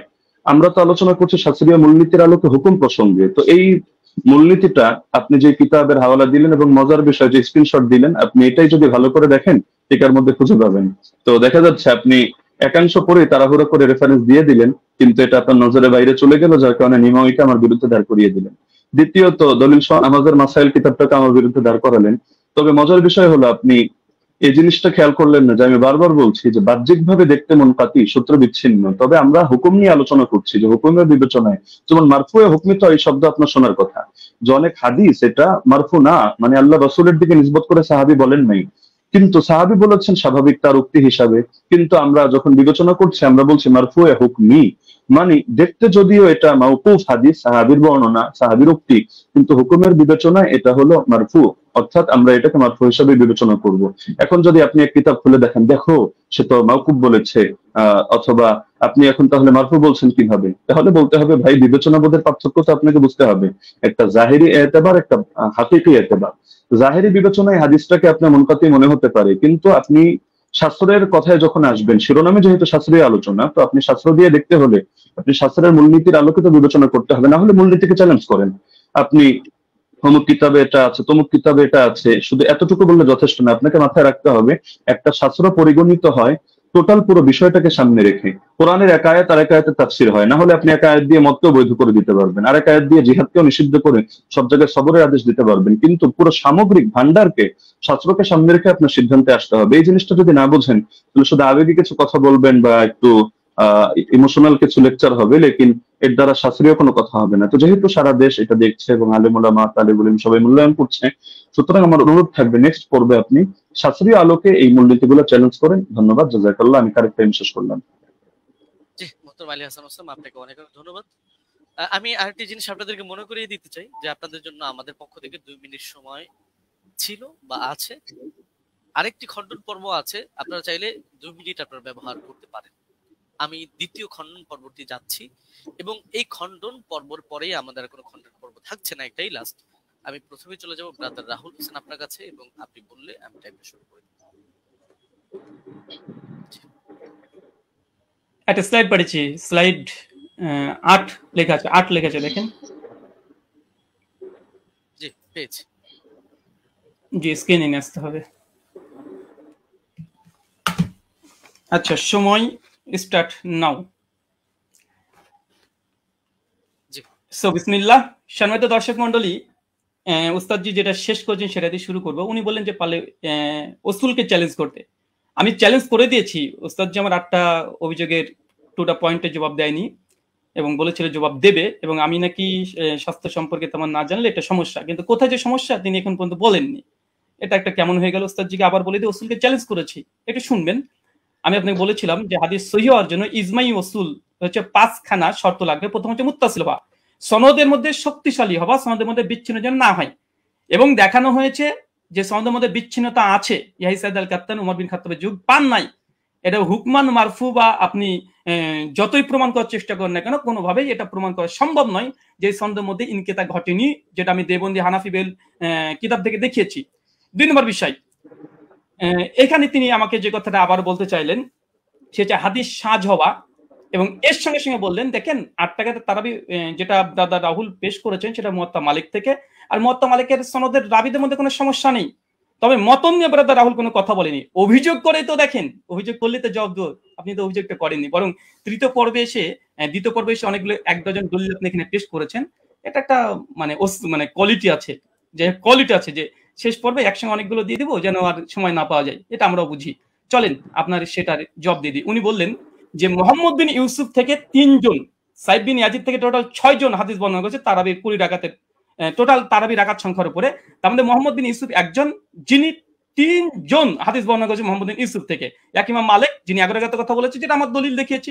উনি বলেন মোহাম্মদ বিন ইবনে ইসহাক উনি 13 রাকাত, আর দাউদ বিন কায়েস তিনি 21 রাকাত। অতএব এখানে ইজতিরাব ঘটেছে। বাহ, চমৎকার। উস্তাদজিকে বলবো আর একটু পড়াশোনা করতে হবে। শুধু মোহাম্মদ বিন ইউসুফ থেকে মাত্র 3 জন নয়, টোটাল ব্যবহার করেছে 8 জন হাদিস। আপনার সামনে স্ক্রিন দেখতে পাচ্ছেন। ইয়াহিয়া সাইদ আল কাত্তানের মতো মুহাদ্দিস আপনি যার কথা বলেন, উনিও ব্যবহার করেছেন। উনি মোহাম্মদ বিন ইউসুফ থেকে 11 রাকাতের কথা আদেশ করেছেন, যেটা মুসনাদ ইবনে আবি শাইবাতে রিয়াত স্পষ্ট সেই সনদে প্রমাণ আছে। যদি সম্ভব হয় একটা কিলো কাল করে দেখাবেন, আমি স্ক্রিন নিয়ে আসছি। 2 ইমাম মালিক তো দেখলেন একটু আগে, ইসমাইল বিন জাফর তিনিও বর্ণনা করেছেন 4, ওসমান ইবনে যায়েদ আল লাইসি তিনিও বর্ণনা করেছেন 11 রাকাত, ইসমাইল বিন উমাইয়া তিনিও 11 রাকাত, আব্দুল আজিজ বিন মুহাম্মদ তিনিও 11 রাকাত। টোটাল মোহাম্মদ বিন ইউসুফের 8 জন শাগরেদ, পয়েন্ট টু বি নোটেড, ভালোভাবে দেখেন, গেম ঘুরে যাবে এখান থেকে। মোহাম্মদ বিন ইউসুফের টোটাল 8 জন শাগরেদ তারাবির রাকাত বর্ণনা করেছে, তার মধ্যে 5 জন বাবার বর্ণনা করছে 11 রাকাত। শুধুমাত্র মোহাম্মদ বিন ইউসুফ আর দাউদ বিন কায়েস তারা বলছে কেউ 13 রাকাত, কেউ হচ্ছে 21 রাকাত। চলেন জবাব দেখেন। মোহাম্মদ বিন ইসহাক তিনি কি বলছেন, 21 রাকাত নাকি বর্ণনা করেছে। মোহাম্মদ বিন ইসহাক কে? হানাফিদের বই তাজালিয়াতে শাবদার দেওবন্দি মুনাজিরের নাকি ইসলাম তাজালিয়াত শাবদার 5ম খণ্ডের 311 পৃষ্ঠায় পরিষ্কার বলছে মোহাম্মদ বিন ইসহাক ইমাম মালিক তাকে দাজ্জাল বলেছে, কাযযাব বলেছে, মিথ্যুক বলেছে। হানাফিদের নিকটে মোহাম্মদ বিন ইসহাক তিনি কাযযাব, মিথ্যুক, মানে তাদের উসুল দিয়ে হাদিস জাল পর্যন্ত বলা যায়। কেন সনদের মধ্যে এই মোহাম্মদ বিন ইসহাক যিনি আছেন ইনি কাযযাব, যিনি 21 রাকাত বর্ণনা করেছে মোহাম্মদ বিন ইউসুফ থেকে। তাই মোহাম্মদ বিন ইউসুফের 5 জন শাগরেদ বলছে 11 রাকাত, আর একজন কাযযাব রাবি দেওবন্দীদের দাবি অনুযায়ী তিনি বলছেন যে না 13 রাকাত। অতএব এই হাদিস সহিহ নয়, এটা হানাফিদের উসুল প্রমাণিত। চলেন এটা যদি সন্তুষ্ট না হয়, দলিল সহ নামাজের মাসাইল 144 নম্বর পৃষ্ঠাতে মাওলানা আব্দুল মতিন সাহেব তিনিও এখানে এই 21 রাকাতে বর্ণনাকারী যিনি আছেন তার নাম মোহাম্মদ ইবনে ইসহাককে জয়ীফ এবং দুর্বল বলছে। স্ক্রিন আপনার সামনে লক্ষ্য করেন। 3 নম্বর, জাস্টিস তাকি উসমানী একটা উসুল দিয়েছে, আলহামদুলিল্লাহ উসুল দিয়েছে। উসুলকে চ্যালেঞ্জ করেন, তাকি উসমানীর রসুলকে চ্যালেঞ্জ করেন। কি বলছে দেখেন, দারসে তিনি 2 খণ্ডের 93 পৃষ্ঠা তিনি বলছেন মোহাম্মদ ইবনে ইসহাক রাহিমাহুল্লাহ মাকহুলের ছাত্র, তার সম্পর্কে পেছনে বলা হয়েছে যে তার একক বর্ণনা সন্দেহযুক্ত। তাহলে মোহাম্মদ বিন ইউসুফ যদি একাকী কোনো রিয়াত বর্ণনা করে সেটা সন্দেহযুক্ত। আর তাজালিয়াতে শাবদারে বলছে মোহাম্মদ বিন ইসহাক হচ্ছে কাযযাব, যিনি 21 রাকাতে বর্ণনা করেছে। তাই ইমাম মালিক যে 11 রাকাতে বর্ণনা করেছে এটাই সহিহ, বরং মোহাম্মদ বিন ইসহাকের 13 রাকাতে বর্ণনা এটাই সহিহ। কোথা থেকে কি দিয়ে দিয়েছে চলেন এরপর কি বলছেন। দাউদ বিন কায়েসের হাদিস দিয়ে তিনি ইজতেরাবের দাবি করেছে। ওই উস্তাদজিকে আমি প্রথম পর্বে চ্যালেঞ্জ করেছিলাম যে ইজতেরাবের সংজ্ঞা কি পেশ করবেন, আর সেই সংজ্ঞাকে সামনে রেখে এই হাদিসকে আপনাকে ইজতেরাব দাবি করতে হবে। কারণ ইজতেরাবের একটা সংজ্ঞার মধ্যে এটাও পড়ে যে দুটো হাদিস সেম সমপরিমাণের সহি হতে হবে চেন অফ ন্যারেশন। মুয়াত্তা মালিকের যে গোল্ডেন চেন সিলসিলাতুল জাহাব একটা দলিল পেশ করেন, আলহামদুলিল্লাহ এখন মতো আসবে না। আমার তো উস্তাদজি প্রথম থেকে তিনি মুনকাতে হাদিস জয়ীফ মুনকাতে দলিল পেশ করছে, একটা মুত্তাসিল পারছেন না। মুয়াত্তা মালিকের মতো একটা দলিল দিতে পারছেন না। উস্তাদজি 15-30 মিনিট শেষ হয়ে গেল, মাত্র 15টা মিনিট আছে, একটা মুয়াত্তা মালিকের মতো গোল্ডেন চেন বারবার এই মুনকাতে সনদ দিয়ে দিচ্ছেন। চলেন তারপর দেখেন দাউদ বিন কায়েসের এখানে বলছে কি যে দাউদ বিন কায়েসের ইহদা ইশরিন যে এখানে 21 টাকাতে বর্ণনা আছে, হ্যাঁ আছে। দাউদ বিন কায়েসের এই হাদিস শুধু দাউদ বিন কায়েস একা এক জায়গায় বর্ণনা করেনি, এবং দাউদ বিন কায়েস এই হাদিস আরেকজন শাগরেদ দেখেন একই সনদ, এর ইমাম ফারাবির কিতাবুস সিয়াম 175 নম্বর হাদিস।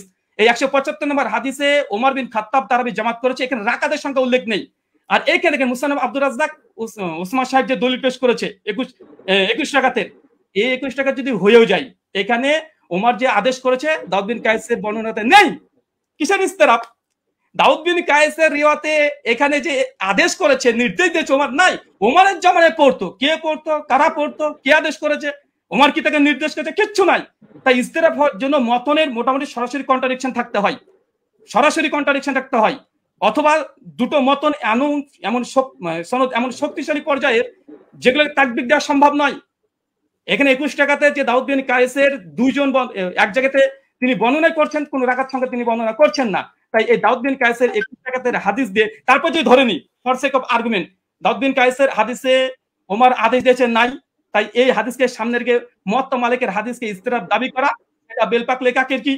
আর 2 নাম্বার ইবনে ইসহাকের যে 21 টাকাতে বর্ণনা, ইবনে ইসহাকের ওই রিওয়াতে ইবনে ইসহাককে সরাসরি দেওবন্দিরা কাজদা বলছে, দাজ্জাল বলছে ইমাম মালিকের কল নকল করে, তার দলিল দেওয়া মানে গাছে কাঁঠাল গোফে তেল। তাই দুটো জয়ীফ দলিল দিয়ে মুয়াত্তা মালিকের মতো গোল্ডেন চেন সিলসিলাতে জাহাবের পুরো অভিযোগ আপত্তি করা সনদ এবং মতনে পড়ে, এটা খুব হাস্যকর উস্তাদজি। এটা আপনার কাছে অন্তত হাদিস শাস্ত্রবিদ, আপনি হাদিস পড়ান শুনেছে একটা বক্তৃতাতে, কিন্তু এরকম করবেন আজকে আমি এটা ভাবতে পারিনি। আর তৃতীয়, যদিও সঞ্চালক আজকে দৃষ্টি কেমন দিয়েছে জানি না, আজকে আমাদের আলোচনাতে ছিল যে তিনি কোনো ফাতোয়া ফারাজ তুলবেন না, তিনি ওসাইমিনের ফতোয়া নিয়ে এসেছেন, ইবনে তাইমিয়ার ফতোয়া নিয়ে এসেছেন, ইবনে আব্দুল বারের ফতোয়া নিয়ে এসেছেন, স্যার মাযহারের ফতোয়া নিয়ে এসেছেন, ফাঁকা মাঠে গোল দিতে চেয়েছেন, এখানে থামানো হয়নি। যদি এরকমই হয় আমরা দোল দিতে পারি, চলে সামনে আসছে। আচ্ছা, তার মানে বোঝা গেল মুহাম্মদ বিন ইসহাকের ওই রেবাত 3 জন নাই উস্তাদজি, 8 জন। 5 জন বলেছে 11 রাকাত, আর 2 জন বলেছে 13-21, আর দুটো হাদিসই জয়ীফ হানাফি দেওবন্দীদের উসুল অনুযায়ী। তাই ওটা দিয়ে ইস্তেরাব দাবি করা বেলপাকলে কাকের কি এরকম হয়ে যায়। আচ্ছা, উস্তাদজির অভিযোগ ভিত্তিহীন প্রমাণ হয়ে গেছে। প্রথম কথা 8 টাকাতে তারিবি আলহামদুলিল্লাহ, ওটা না মতনি জয়ীফ না মতন না ইস্তেরাব, কোনো কিছু নেই। এবং চ্যালেঞ্জ করেছিলাম যে মানে বিগত দিনে 1284 হিজরি পূর্বে দেওবন্দি মাদ্রাসা প্রতিষ্ঠা হওয়ার আগে কোন মুহাদ্দিস হাদিসটাকে ইস্তেরাব দাবি করে বাতিল করেছে, প্রমাণ দিতে পারেনি। 8টা প্রশ্ন ছিল। আচ্ছা, 20 রাকাত ইতিহাস বললেন, যখন 20 রাকাতের ইতিহাস, 20 প্রথমে হয়তো 11 রাকাত তারাবির আদেশ করেছিল ওমর বিন খাত্তাব, পরে হয়তো 20 রাকাত করেছে, তার মানে তিনি স্বীকার করে নিয়েছেন অর্ধেক যে ওমর বিন খাত্তাব 11 রাকাতের আদেশ করেছিলেন। আলহামদুলিল্লাহ। অনেকে বলে যে ছিলই না, কোনোদিনই ছিল না। 1984 তে প্রথম দাবি। দলিল নামাজের মাসালে কি বলছে দেখেন, ওমর বিন খাত্তাব 11 রাকাত তারাবির আদেশ করেছে, পরবর্তী সময় মানুষেরা 20 রাকাত পড়েছে, ওমরের আদেশে পড়েছে, দেখাতে পারবেন ইনশাআল্লাহ। দেখা দলিল নামাজের মাসালেও তো আছে, ইমাম বাইহাকির ওই কলটা নকল করেছে যেটা উস্তাদজি ওমর বিন খাত্তাব 11 রাকাতের আদেশ করেছিলেন, কিন্তু পরবর্তী সময়ে কিরাত ভারী হওয়ার কারণে তার রাকাত সংখ্যাকে বাড়িয়ে দিলেন, কিরাতকে কমিয়ে দিলেন। তো মানুষজন, জনগণ তারা ওমরের আদেশে নয়, কে বা কারা তারা 20 রাকাত চালু করেছিল ওমরের জামানায়, কিন্তু ওমরের আদেশে নাই। ওমরের আদেশে কত রাকাত? বর্তমানে 11 রাকাত, স্পষ্ট প্রমাণ। এখানে দেখেন মালিকি মাযহাবের ইমাম হাবিব মালিকি দলিল নামাজের মাসাল থেকে দেখাচ্ছে যেন একটু পুষ্টিকর বেশি হয় তথ্যগুলো। কি বলছে দেখেন, যে প্রথমে 11 রাকাতই ছিল, মানে ওমরের আদেশ 11 রাকাতই ছিল, কিন্তু তারা কিরাত লম্বা করতেন, ফলে ভারী ঠেকতো। পরে তারা রাকাত সংখ্যা বাড়ালেন, মানে ওমরের আদেশে নয়, জনগণ এমনি বাড়িয়েছে, রাকাত বাড়িয়ে দিয়েছে, কিরাত ছোট করে দিয়েছে, তাই ওটা বাতিল। তিনি বললেন যে ইমাম মালিক ছাড়া নাকি করেনি। এটা আপনি দেখেন যে ইমাম মালিক ছাড়া কতজন করেছে। ইমাম মালিক ছাড়া টোটাল 7 জন বর্ণনা করেছে। এখানে আমাদের স্ক্রিন আপনারা দেখতে পাচ্ছেন। ওই দাবিটা ওসমান সাহেবের একটু হাদিসের মতন সম্পর্কে অজ্ঞতাই আছে বলবো, যদি মানে মনে করেন যে না আমি একটু বাড়াবাড়ি করলাম, তো কিছু করার নেই, একটু বলতে হবে। আচ্ছা, এখানে দেখেন আচ্ছা, ইমাম মালিক 1 রাকাত গ্রহণ করেনি, এটা খুব জোর দিয়েছে, যদি আজকে বিষয়ের সঙ্গে সম্পৃক্ত না। আজকের বিষয় ওমর কত রাকাত তারাবির আদেশ করেছে। ওস্তাদজি মুনকাতে দলিল দিয়েছে, মুত্তাসিল দিতে পারেন, আলহামদুলিল্লাহ। আমরা একদম chain of narration golden chain দিয়েছি। আচ্ছা, ইমাম মালিক 1 রাকাতের আদেশ করেনি, চলেন দেখেন। এটা কিতাব সালাতুত তাহাজ্জুদ, এটা আব্দুল হক আন্দলুসি রাহিমাহুল্লাহর গ্রন্থ।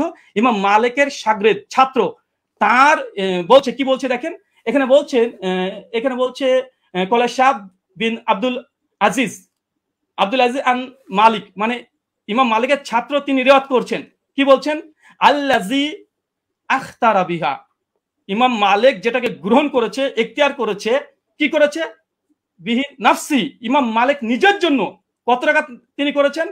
তারপর তিনি বলছেন দেখেন, ফি কিয়ামে রমাজান হুয়াল লাজি জামা, ইমাম মালিক উমর বিন খাত্তাব যার পরে জমা করেছে উমর বিন খাত্তাব, সেটা হচ্ছে ইহিদা আশারাতা রাকাতান ওয়া হুয়া সালাতে রাসূলুল্লাহ সাল্লাল্লাহু আলাইহি ওয়াসাল্লাম। এখানে ইমাম মালিকের কথা নকল করছে স্বয়ং ইমাম মালিকের ছাত্র। আমি এখানে ইমাম মালিকের ছাত্র ডাইরেক্ট কল, তিনি বলছেন যে ইমাম মালিক যেটা গ্রহণ করেছিলেন সেটা হচ্ছে 11 রাকাত, যেটা ছিল রাসূলুল্লাহ সালাত এবং ওমর বিন খাত্তাব যার পরে জমা করেছে, প্রথম কল। দ্বিতীয় দেখুন, এখানে হচ্ছে ইবনে কাসিমের একটা কলমে নকল করে গেছি। ইবনে কাসিম তিনি মালিক থেকে বর্ণনা করছে যে ওমরের জামানায় 36 রাকাত পড়া হতো, 36 রাকাত পড়া হতো, কিন্তু ইমাম মালিক কত গ্রহণ করেছে দেখেন, শেষে লাল দিয়ে দাগানো আছে। তারপরে হচ্ছে আত্তারা ওয়া নাফসি, ইমাম মালিক নিজের জন্য যেটা নির্ধারণ করেছে, ইহিদা আশারাত রাকাতান, কিন্তু ইমাম মালিক নিজের জন্য 1 রাকাত, মানে ইমাম মালিকের সময় মানুষ 36 রাকাত পড়ছে, কিন্তু ইমাম মালিককে যখন সরকার যখন চিঠি পাঠায়, এই ঘটনা বর্ণনা আছে অনেক জায়গাতেই, তারপরে তাকে যখন বললো যে নামাজের সঙ্গে কি কমিয়ে দেবো, সেই সময় মালিক বলছে তারা পড়তে থাক, কিন্তু আমি নিজের জন্য ফি নাফসি, আমার জন্য ইহিদা আশারাত রাকাতান, আমি 11 রাকাতকে আমি নিজের জন্য গ্রহণ করলাম। মানুষ কি পড়ছে দেখার দরকার নেই, ইমাম মালিককে কথা মেনে নিতে হবে। আচ্ছা, এরপরে দেখেন, আচ্ছা বদরুদ্দিন আইনি হানাফি তিনিও উমদাতুল কারি শারে সহিহ বুখারীতে 102 নম্বরে তিনি এই কথা স্বীকার করে নিয়েছেন যে ইমাম মালিক তিনি তার নিজের জন্য 1 রাকাতকে তিনি পছন্দ করেছিলেন। তার জামানায় কে কত পড়েছিল দেখার দরকার নেই, কারণ আমাদের আজকের আলোচ্য বিষয় এটা নাই যে কার জামানায় কত রাকাত পড়েছে। যদি ওটা নিয়ে ডিবেট করতে হয়, আসেন পরে একটা সেশন রাখেন, অন্যদিন একটা সময় দেন, আবার আসবো, এটাও প্রমাণ করবেন ইনশাআল্লাহ। ওমর বিন খাত্তাব জামানাতে 8 টাকা তারাবি হতো। আজকের আলোচ্য বিষয় ওসমান সাহেব ভুলে গেলে হবে না, ওমর বিন খাত্তাব কত রাকাত তারাবির আদেশ করেছেন, ওমরের জামানায় কে বা কারা কত পড়তো, কোন ইমাম কত রাকাতের ফতোয়া দিয়েছে, কে কি বলেছে, এটা নয়। হাদিস শাস্ত্রের আলোকে ওমর বিন খাত্তাব কত রাকাত আদেশ করেছে, মুওয়াত্তা মালিকের স্পষ্ট হাদিস 11 রাকাত। আপনি ইস্তেরাবের দাবি করেছিলেন, দুমড়ে মুচড়ে গেছে, আলহামদুলিল্লাহ। বরং আপনি যে দলিল দিয়েছেন সবগুলো মুনকাতে হাদিসে পেশ করেছেন, এবং আপনাকে যে চ্যালেঞ্জগুলো করা হয়েছিল, আপনাকে যে চ্যালেঞ্জগুলো করেছিলাম, সেই চ্যালেঞ্জের জবাব এখন পর্যন্ত আসেনি। যে ইয়াহি সাইলাল কাত্তানের যে বর্ণনা পেশ করেছেন, কাকে আদেশ করেছে হাদিস উল্লেখ নাই। মুওয়াত্তা মালিকের হাদিস দেখেন, দুটো হাদিসকে সম্মানিত দর্শক মণ্ডলী মাইন্ড খুলে রাখেন, ফ্রেশ রাখেন, এক গ্লাস পানি খান, তারপর আলোচনা শোনেন। উনি উমারের 20 টাকা তারাবির আদেশ যে দলিল দিয়েছে, মুনকাতে সনদ বিচ্ছিন্নতা আছে, কাকে উমার আদেশ দিয়েছে সে কথা হাদিসের মধ্যে উল্লেখ নেই। আচ্ছা, আর ওমর বিন খাত্তাব মুওয়াত্তা মালিকের সবকিছু মজুদ আছে, আলহামদুলিল্লাহ। তারপরেও দেখেন কোন হাদিসটা বেশি মজবুত এবং কোনটা শক্তিশালী, কোনটা, চলেন। আচ্ছা, উনি বলছেন অধিকাংশ ওলামারা তো ইমাম তিরমিজি কল নকল করলেন যে অধিকাংশ আহলে ইলম তারা কত রাকাত পড়েছে, তারা 20 রাকাতে কথা বলেছে। দেখেন ইমাম তাবারি কথা নিয়ে নেন, তাহলে ইমাম তিরমিজির পাল্টা যে তাবারি কল দিয়ে তিনি কি বলছেন, তিনি পরিষ্কার বলছে, ইমাম তাবারি কথা আছে, কাসরি মিনান আহলিল ইলম, অধিকাংশ ওলামারা, আহলে ইলমরা, মূর্খরা নয়, আহলে ইলমরা কি করেছে, ইহিদা আশরাতা রাকা, তারা 11 রাকাতকে পছন্দ করেছে, 11 রাকাতকে, এটা ইমাম কুরতুবীর কল মজুদ আছে। তো এরকম ফতোয়া যদি দিতে চাই, এরকম আপনিও দিবেন, আমিও দিব। আজকে টপিক এটা নয় যে কোন হুজুরে কত ফতোয়া দিয়েছে, জনগণ কত পড়তো, লোকজন কত পড়তো। আজকের আলোচ্য হচ্ছে উমর কত রাকাতের আদেশ করেছে। চলেন, এখানে তিনি কয়েকটা দলিল এখানে 20 টাকার আবার দেওয়ার চেষ্টা করেছে, আমরা সেখানে দেখাবো। বরং আমি বলবো, আচ্ছা 20 টাকাতে তিনি হাদিস আরো তিনি ঝরঝর করে 6খানা হাদিস দিয়ে ফেলেছেন, আমাদের 4টে মুরসাল। আমি সনদ দেখেন, পুরো হানাফিকে স্ক্রিনের মধ্যে রেখে দিয়েছে এখন এই মুহূর্তে। সাইদ বিন ইয়াজিদ থেকে আবু জুয়াবের হাদিস যায়িফ, চলেন এক ঝলক দেখে দেবো শুধু, কারণ এখানে আসলামী আছে, ইব্রাহিম বিন মুহাম্মদ বিন আবি ইয়াহিয়া আসলামী, তিনি পঞ্চম স্তরের মুদাল্লিস রাবি। এবং কে জেদ বলেছে এ রাবিকে, স্বয়ং ইয়াহিয়া ইবনে মাইন হানাফি বলে দাবি করা হয়, তিনি স্বয়ং তাকে কাযযাব বলেছেন। লাইসা বিসিকাতিন, তিনি সিকা নয়, কাযযাব, তিনি মিথ্যুক রাবি দলিল দিয়েছেন। মুস্তাজি হতাশ হয়েছি আলাইহিস সালাম সাহেব। 2 নম্বর, আবুল আলিয়ার যে বর্ণনা পেশ করেছে, আবুল আলিয়ার বর্ণনা আবু জাফর রাজি জয়ীফ রাবি, কে বলেছে, দেখেন এখানে নাজমুর রায়ত হাফিজ জাইলি কি বলছে, বলছে আবু জাফর মুতাকাল্লিম ফি, তিনি বিতর্কিত রাবি। কলা আলী ইবনুল মাদিনী, তিনি অনেক মানে ইস্তেরাব করতেন। কলা আহমেদ লাইসাবি কয়িন, ইমাম আহমেদ বিন হাম্বল বলছে এই আবু জাফর রাজি ইনি হচ্ছেন শক্তিশালী নয়। কলা আবু জুরা রাজি ইয়াহুম কাসিরা অধিকাংশ ভুল করতেন। হাফেজ জাইলাই হানাফি, তিনি বলছেন আবুল আলিয়ার হাদিসের যে রাবি আবু জাফর ইনি জয়ীফ রাবি মুতাকাল্লিম ফি, বিতর্কিত রাবি। বিতর্কিত রাবি দলিল দিচ্ছেন মুয়াত্তা মালিকের সামনে। অবাক অবাক। দেখেন ইমাম আহমেদ বলছে মুস্তারিবুল হাদিস আবু জাফর রাজিকে পঞ্চম। আচ্ছা, এবং তিনি ইয়াজিদ বিন রোমানের হাদিসটাকে তিনি আবার পেশ করলেন মতন পরপর তিনটা হাদিসকে ইরসাল বলছে। এক পৃষ্ঠাতে হানাফিদের তিনটা হাদিস জয়ীফ, আর এটা আসর সুনানে স্পষ্ট এখানে লিখে দেওয়া হয়েছে। আচ্ছা, এখানে চতুর্থ বিষয় দেখেন, উনি বারবার ইয়াহিয়া সাইদ আনসারীর হাদিসটাকে উনি বলছেন যে এটা যদিও মুরসাল উমরের জামানায় পায়নি। আমি এখানে 2 মিনিট নেব, যেটা পাওয়ার কথা। জি অবশ্যই, আপনি 2 মিনিট নেবেন। জি আচ্ছা, উস্তাদ জি শুনেন এবং শ্রোতা মণ্ডলী শুনেন, উনি যে দলিলটাকে মজবুত দলিল বানিয়েছেন যে ইয়াহিয়া বিন সাইদ আল আনসারীর এই হাদিস। দেখেন ইমাম হাজম রাহিমাহুল্লাহ তিনি বলছেন যে ইয়াহিয়া সাইদ আল আনসারী তিনি মৃত্যুবরণ করেছে ওমর বিন খাত্তাবের 25 বছর পরে। উস্তাদ জি কি দিয়ে মানুষকে মানে এইভাবে যদি রিজাল্ট শাস্ত্র নিয়ে যদি আলোচনা করতে আছেন, মানুষ তো হতাশ হয়ে বাড়িতে ফিরবে। যে এমন একজন হাদিস বর্ণনা করলেন যে ওমর বিন খাত্তাবের জামানায় পেল না, এখন তো এটা প্রমাণই করতে পারলেন না, সান থেকে মুত্তাসিল এখন পর্যন্ত প্রমাণ করতে পারলেন না, এটা আপনার জন্য আমি। এবং উনি বলেন যে ওসুলকে নাকি চ্যালেঞ্জ করিনি, ওসুলকে চ্যালেঞ্জ করেছি। 2-4টে মুস্তালাহুল হাদিস, মানে এই গোটা আলোচনার সারমর্ম এটাই হয়ে যাচ্ছে যে এখন মুরসাল হাদিস দলিল কি দলিল না, মুরসাল হাদিস দলিল কি দলিল না। আরে যদি তর্কের খাতে ধরে নি মুরসাল হাদিস দলিল, মুয়াত্তা মালিকের মতো গোল্ডেন চেনের সঙ্গে টেক্কা দিতে পারে? ধরেও নি ফর সেক অফ আর্গুমেন্ট, কোথায় কি আর কোথায় কি, যে ধরেও নি। তারপরে দেখেন এখানে আরেকটা উনি বললেন যে ওমরের জামানাতে পড়ার কথা, যদি ওমরের জামানার কথা হয় আমরা তো দলিল দিয়ে দিতে পারবো যে ওমরের জামানাতে সাহাবীরা ইয়াহিয়া সাইদ আল কাত্তানির মতো সাহাবীরা তিনিও 11 রাকাত তারাবি পড়েছেন। এই মর্মে অনেকগুলো দলিল আমরা দেখিয়ে দিতে পারবো। আমি এক ঝলক শুধু দেখে দেবো, তিনি যেহেতু অনেক সাহাবীদের কথাও তিনি দলিল হিসেবে নিয়ে এসেছেন যে তারা কোন কোন জামানায় তারা পড়তো। আচ্ছা চলেন, আচ্ছা এখানে ইয়াহিয়া সাইদ আল আনসারীর যে রিওয়ায়াত নিয়ে এসেছে দেখেন, আমি এখানে 4 জন এখানে দেখে দিচ্ছি, এখানে 4 জনের নাম দেখেন। আচ্ছা, ইয়াহিয়া সাইদ আল আনসারী রাহিমাহুল্লাহ তিনিও বলছেন যে ওমরের জামানায় আমরা 20 টাকা তারাবি পড়তাম। ও ইয়াহিয়া সাইদ আল কাত্তান উনি যে দলিল দিয়েছে, আমি আরেকটা দলিল দিলাম খনন করার জন্য। উনি ইয়াহিয়া সাইদ আল কাত্তানের যে দলিল, এখানেও এর হচ্ছে মুসনাদ ইবনে আবি শাইবা 7671 নম্বর হাদিস, তিনিও বলছেন যে ইহিদা আশরাতা রাকা, ওমরের জামানায় আমরা 11 রাকাত পড়তাম আলহামদুলিল্লাহ। আর একটা দেখেন আব্দুল আজিজ ইবনে মুহাম্মদ, তিনিও বলছেন যে ওমরের জামানায় আমরা 11 রাকাত পড়তাম। শেষ হয়েছে, 2 মিনিট। শুকরিয়া, জাযাকাল্লাহ খাইরান। অনেক অনেক ধন্যবাদ আপনাকে। আমি একটু দুঃখ প্রকাশ করে নিচ্ছি যে 2 আলোচকই আপনারা মাঝখানে কিছু আমার কাছে মনে হয়েছিল যে আপনাদের আলোচনাটা প্রাসঙ্গিক, যার কারণে ফতোয়া বিষয়টা নিয়ে আলী হাসান ওসামা আলোচনা করেছেন। এটাকে বিপরীত করে আবার ব্রাদার রাহুল হোসেন আপনিও ইমাম মালিকের কিছু বিষয় নিয়ে আসছিলেন। আমি বলবো যে আপনারা দুজনই টেনেছেন। তো যাই হোক, আমি একেবারে আলী হাসান ওসামা আপনার খণ্ডনের শেষ পর্ব, তারপরে আপনারা আর পাচ্ছেন না। তবে হ্যাঁ, এখানে আমরা আশা করবো বা রিকোয়েস্ট থাকবে যে প্রাসঙ্গিকের মধ্যে আমরা কথা বলবো। জি শোনা যাচ্ছে আমাকে? জি আপনাকে শোনা যাচ্ছে, আপনি বললে আমি টাইমটা স্টার্ট করে দেব। হ্যাঁ শুরু করেন। জি ওকে, 9 সেকেন্ড 10 হামিদান ওয়া মুসাল্লিয়ান ওয়া মুসাল্লিমা আম্মা বাদ।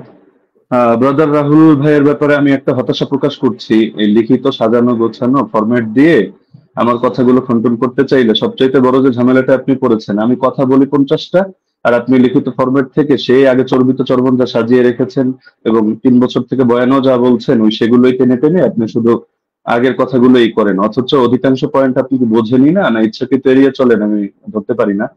দ্বিতীয় বিষয় হলো আপনি বলেন আমি ফতোয়াটা নিচ্ছি, আমি কোনো প্রসঙ্গে ফতোয়াটা নিইনি, আমি উসুল বোঝানোর জন্য উদাহরণ দিয়েছি। ইমাম তিরমিজি রাহিমাহুল্লাহ কি মত দিয়েছেন, আলেমরা কি মত গ্রহণ করেছেন সেটা তো আমি বলিনি। আমি তো দেখিয়েছি ইমাম তিরমিজি এই বক্তব্যটা বলেছেন যে রুয়ান ওমর থেকে বর্ণিত হয়েছে 20 রাকাতের কথা, এই প্রসঙ্গে এনেছি। আপনি কথা না বুঝেই সেই লিখিত ফরম্যাটে খণ্ডন করতে গেলে এটা ভুল করবেন, শুধু আবেগী কথা দিয়ে তো হবে না। আর শুধু জুবায়ের আলী জাই, নাসিরউদ্দিন আলবানী রাহিমাহুল্লাহ ওনাদের শুধু হাওয়ালাগুলো থেকেই ওই কপি পেস্ট করে আপনি একটা ফরম্যাট সাজিয়ে রাখলে সব কথা খণ্ডন করতে পারবেন না। এখন আপনি বারবার বলছেন যে আপনি একটা সনদ দেখান যেটা ইনকেতা নাই। আরে ভাই, আপনি তো উসুলের আলোকে কথায় আসবেন। আপনি তো, আমি যে উসুলগুলো শোনালাম ইতিমধ্যে 8-10টা উসুল শোনানো হয়ে গেছে, আপনি উসুলেরই কোনো ধার ধারছেন না। আপনি মুরসাল নিয়ে শুধু মুকাদ্দিমায়ে মুসলিম থেকে একটা হাওয়ালা দিয়ে দিলেন, ব্যাস শেষ। যেন মুরসাল নিয়ে পৃথিবীতে আর কেউ কখনো কিছু বলেই নেই। তো যাই হোক, আমি এগুলোতে আসবো। আমি প্রথম শুরু করি, আপনি দাউদ বিন কায়েসের যেই বক্তব্যটা দিলেন, যে দাউদ বিন কায়েসের এই বক্তব্যের মধ্যে এখানে আদেশের কোনো কথা নেই। আসলে আপনি আরবি কতটুকু পারেন আমি জানি না, আপনি আরবি মতনগুলো পড়েন না, ইচ্ছাকৃত কিনা আমি জানি না, যে মতনের ভুল থেকে বাঁচার জন্য কিনা, হতে পারে, হলে হতে পারে, অন্য হিকমত থাকতে পারে, সময় বাঁচানোর ব্যাপারে হতে পারে। আপনি এই বাক্যটার অনুবাদটা করে দিয়েন আমাকে, যে দাউদ বিন কায়েসের রিওয়ায়াতের মধ্যে যে আছে যে আন্না উমর জামাআ আন-নাস ফি রমাদান আলা উবাই ইবনে কাব ওয়া আলা তামিম আদ-দারি আলা 21 রাকাতান। এই জামাআর সাথে আলা অব্যয় যোগে যখন বলা হয়, জামাআ উমারু, ওমর মানুষকে জমা করেছেন কোন ব্যাপারে? আলা 21 রাকাতান, 21 রাকাতের ব্যাপারে। তখন এর দ্বারা কি বোঝায়? যে ওমর আদেশ করেন নাই, ওমর কিছু বলে নাই, তারা নিজেদের থেকে পড়ে নিয়েছেন। এই অনুবাদটা এটা কোন ডিকশনারির আলোকে করলেন পৃথিবীতে? এটা কি মেড ইন ইন্ডিয়া না মেড ইন বাংলাদেশ? এটা আমাকে অনুগ্রহ করে আপনি দেখাবেন। আর আপনি বললেন যে 8 জন বর্ণনা করেছেন, শুধু ওই 3 জনই না। আমি তো 3 জন প্রসঙ্গ আর 8 জন প্রসঙ্গে বলিনি। আমি তো কথাটা বলেছি এই প্রসঙ্গে যে ওনাদের বর্ণনাগুলোর মধ্যে ভিন্নতা আছে, ইস্তেরাব আছে, এই প্রসঙ্গে আমি কথাটা টেনেছি। আপনি মোহাম্মদ বিন ইসহাককে টানলেন এবং তাকে নিয়ে বড় করে কথা বললেন, অথচ মোহাম্মদ বিন ইসহাক তো আমি স্রেফ মনে হয় 5 সেকেন্ডে একটা বাক্য হিসেবে, উদাহরণ হিসেবে দেখিয়েছি। আমি মূল আপনাকে সাংঘর্ষিক দাঁড় করিয়েছি দাউদ বিন কায়েসকে। দাউদ বিন কায়েসের এই সনদটাকে আপনার পক্ষে সম্ভব না এটাকে জয়ীফ বলে প্রমাণ করা, এটা সুনিশ্চিত ভাবে। আর আপনি শুধু এটা বারবার বলছিলেন যেখানে আদেশ কথা নাই, আদেশ কথা নাই। আপনি একই রকম কথার মধ্যে দেখেন না যে ইস্তেরাব আছে কিনা। আরে ভাই, এখানে তো আপনার এই জিনিসটা বুঝতে হবে যে ওনার থেকে যারা বর্ণনা করেছে, কারো বর্ণনার সাথে কারো বর্ণনা মিল নেই। এক জায়গায় আদেশের কথা আছে, আরেক জায়গায় আদেশের কথা নেই। এক জায়গায় আমলের কথা আছে, আরেক জায়গায় আবার আমলের কথা নেই, শুধু আদেশের কথা। এখন আদেশ নিয়ে আপনি 8টা কেন, আদেশ নিয়ে শুধু দুটোই দেখতে পারবেন। ইমাম মালিকের যে সনদটা আনলেন, সেখানে ইমাম মালিক রহমতুল্লাহ আলাইহি তার সনদের মধ্যে আছে যে তিনি আদেশ দিয়েছেন, আর দাউদ বিন কায়েসের মধ্যে আছে যে আদেশ দিয়েছেন। কিন্তু এখন দাউদ বিন কায়েসের এই সনদের মধ্যে জামা আলা এটা যোগ করলে অর্থ এটাই দাঁড়ায় যে ওমর মানুষকে 21 রাকাতের ব্যাপারে একত্রিত করেছেন। তাহলে এটা কিভাবে সম্ভব যে একই হাদিসের মধ্যে এক জায়গায় বলা হচ্ছে 21 রাকাত, আর এক জায়গায় বলা হচ্ছে 11 রাকাত? যদি হাদিস ভিন্ন ভিন্ন হতো, ভিন্ন ভিন্ন বর্ণনাকারীর থেকে, আমরা তাহলে ধরতাম না এটা জামানার ভিন্নতা। লেকিন এরকম তো কোনো ব্যাপার ঘটেনি। সুতরাং এটা গায়ে পড়ে করা হয় না। আর সাত বর্ণনা কাকে বলে? দাউদ বিন কায়েসকে আপনি কোন পর্যায়ে দাঁড় করিয়ে আপনি সাজ এখানে বলবেন, বা আপনি এটাকে ওইটার সাথে সাংঘর্ষিক করবেন? যদি এক রিওয়ায়াতের মধ্যে সংখ্যা কম পাই আর এক রিওয়ায়াতের মধ্যে সংখ্যা বেশি পাই, তাহলে সেই ক্ষেত্রে কি হুকুম আছে? এটা তো আপনার ফতোয়ার আলোকেই করতে হবে। আপনি তো মন গড়া একটা বললে হবে না। আর কিছু কথা তো আপনি বলেছেন একদম মানে সনদ ছাড়া, যেগুলোর কোনো সনদই নেই।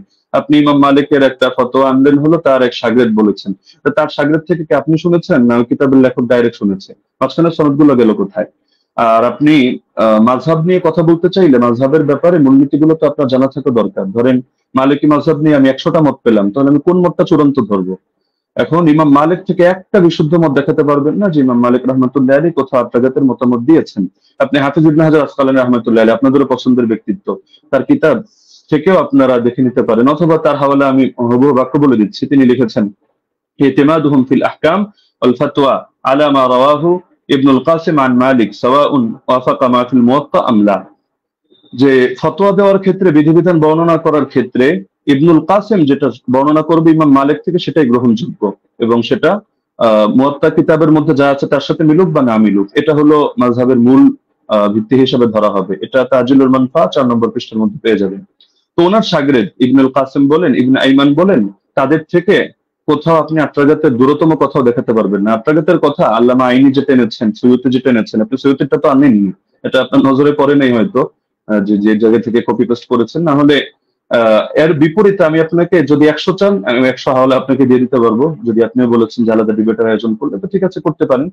তো ইমাম আইনি বলেছেন, ইমাম সৈয়দী বলেছেন, বেসনদ কথাবার্তা কোথাও দলিলযোগ্য হবে না। তো মোহাম্মদ বিন ইসহাক এখানে ফ্যাক্টর না, আর অন্য লোক ফ্যাক্টর না। আর আপনি বলছেন যে আমরা দেওবন্দিরা গায়ে পড়ে দাবি করি মুস্তারিদ, আর কেউ দাবি করে না কেন? আপনি তো আহলে হাদিস ঘরানার। তো আপনাদের পিস পাবলিকেশন থেকে বই প্রকাশিত হয়েছে রাসূল সাল্লাল্লাহু আলাইহি ওয়াসাল্লামের প্র্যাকটিক্যাল নামাজ কোরআন ও সহিহ হাদিসের আলোকে। এই বইয়ের 222 নম্বর পৃষ্ঠা থেকে আমি আপনাকে শোনাচ্ছি। তার শাসন আমলে, তার মানে ওমরের কথা চলছে, 11 রাকাত এবং 21 রাকাত তারাবি সালাত আদায়ের প্রমাণ পাওয়া যায়। সাহেব রাদিয়াল্লাহু আনহু তৃতীয় ছাত্র মুহাম্মদ ইবনে ইউসুফ উপরোক্ত কথাগুলোর বর্ণনাকারী হাদিসের মূল সূত্র অনুসারে একই রাবির একই বিষয়ে পৃথক পৃথক মত প্রকাশ করা বিশুদ্ধ হওয়ার অন্তরায়। সুতরাং 20 রাকাতের অভিন্ন মত গ্রহণ করাই যুক্তিসঙ্গত। তাহলে ইস্তিলাফের কথা, ইখতিলাফের কথা কি আমরা টানলাম নাকি আপনাদের লোকেরাও এটা টেনেছে? এটা তো আপনাদের স্পষ্টভাবে দেখা দরকার। আর আপনি বারবার শুধু এই প্রসঙ্গগুলো তো এখানে অপ্রাসঙ্গিক কথা টানলে হবে না, যে গোল্ডেন চেইন, আরে গোল্ডেন চেইন নাকি এটা ডায়মন্ডের চেইন নাকি হলো এটা রূপার চেইন, সেটা তো আমাদের দরকার না। আমাদের দরকার হলো আপনার এখানে 5টা জিনিস তো এক রাখতে হবে। আপনি শুধু আমাদের কথা প্রসঙ্গে বলছেন যে সনদের মধ্যে কোনো ইনকিতা নাই, আপনারা প্রমাণ করেন। আরে সনদের মধ্যে তো ইনকিতা বাস্তবেই নাই। আপনি যে ইনকিতা আপনার চোখে দেখতে পাচ্ছেন, এটা আপনার পড়াশোনা কম থাকার কারণে হচ্ছে। না হলে আমি তো উসুলের আলোকে দেখালাম, উসুলগুলো তো আপনি খণ্ডন করতে পারেননি এবং সম্ভব না।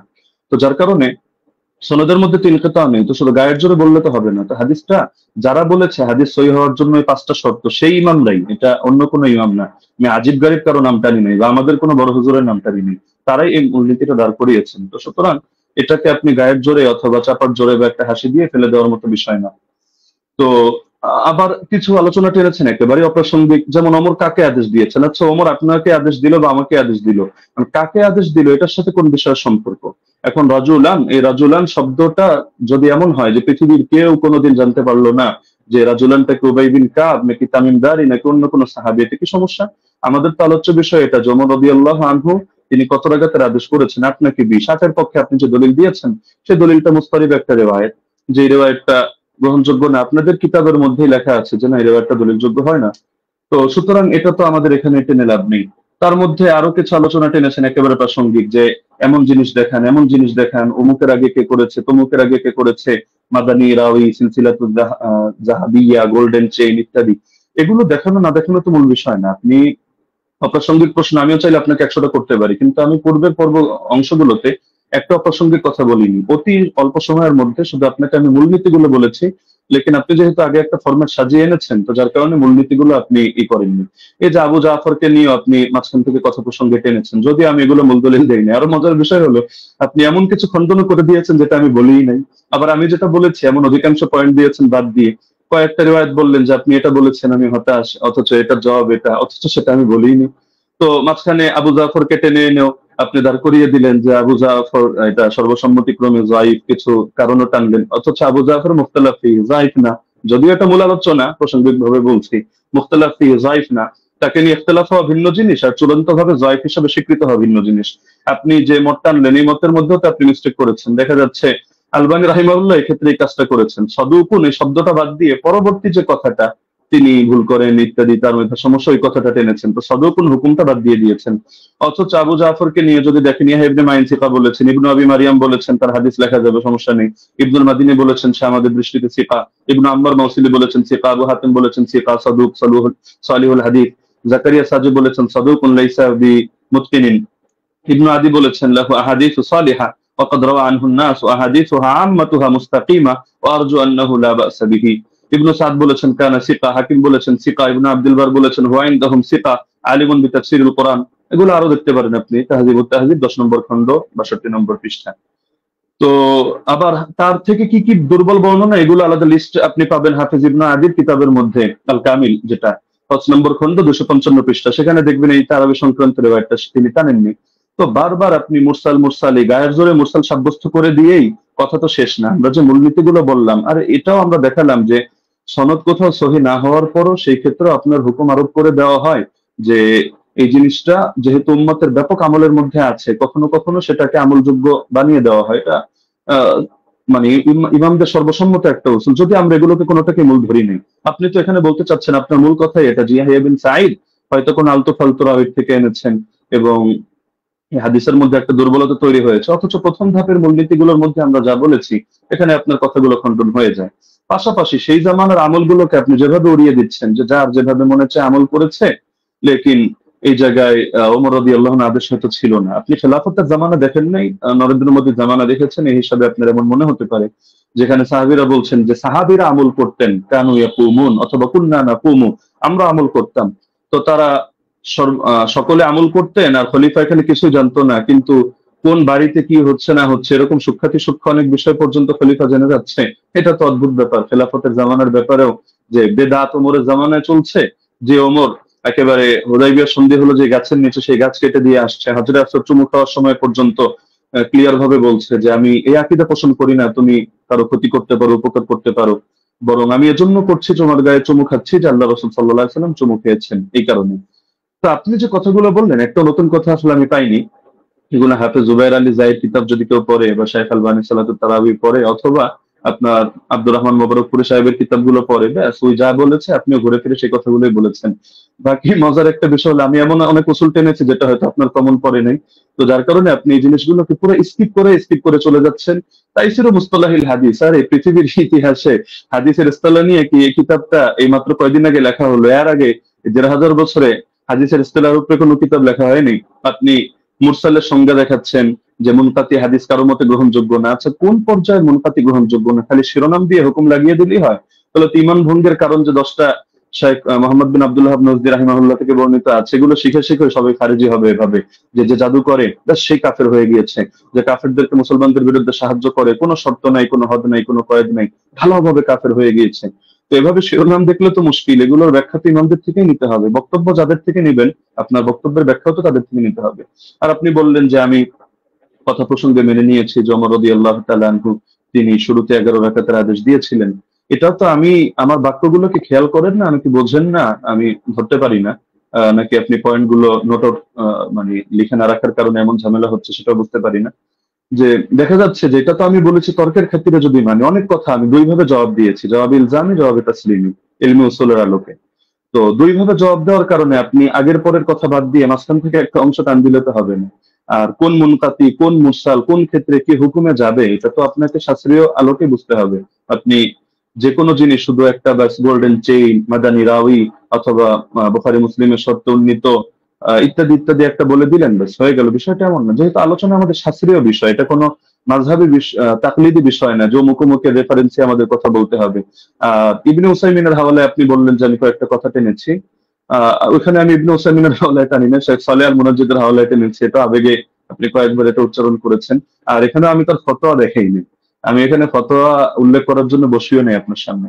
এখানে আমি দেখিয়েছি যে তারা সকলে দি আমরিহি, অর্থাৎ এটা যে ওমরের আদেশে হয়েছে এই বিষয়টা তারা অস্বীকার করে নিয়েছেন। তো সুতরাং মানে যে জিনিসগুলো আপনার স্পষ্ট, তো সেই জিনিসগুলোকে গায়ের জোরে তো আপনি প্রমাণ করে নিতে পারবেন না যে না এই জিনিসটা এই প্রশ্ন আমি আপনাকে ছুড়ে দিলাম, এটার জবাব দেন, ওটার জবাব দেন, ওটার জবাব দেন, না দিলে ব্যাস তাহলে সাব্যস্ত হলো আমার কথাই সহি। বিষয়টা তো এমন না, শাস্ত্রীয় মূলনীতি।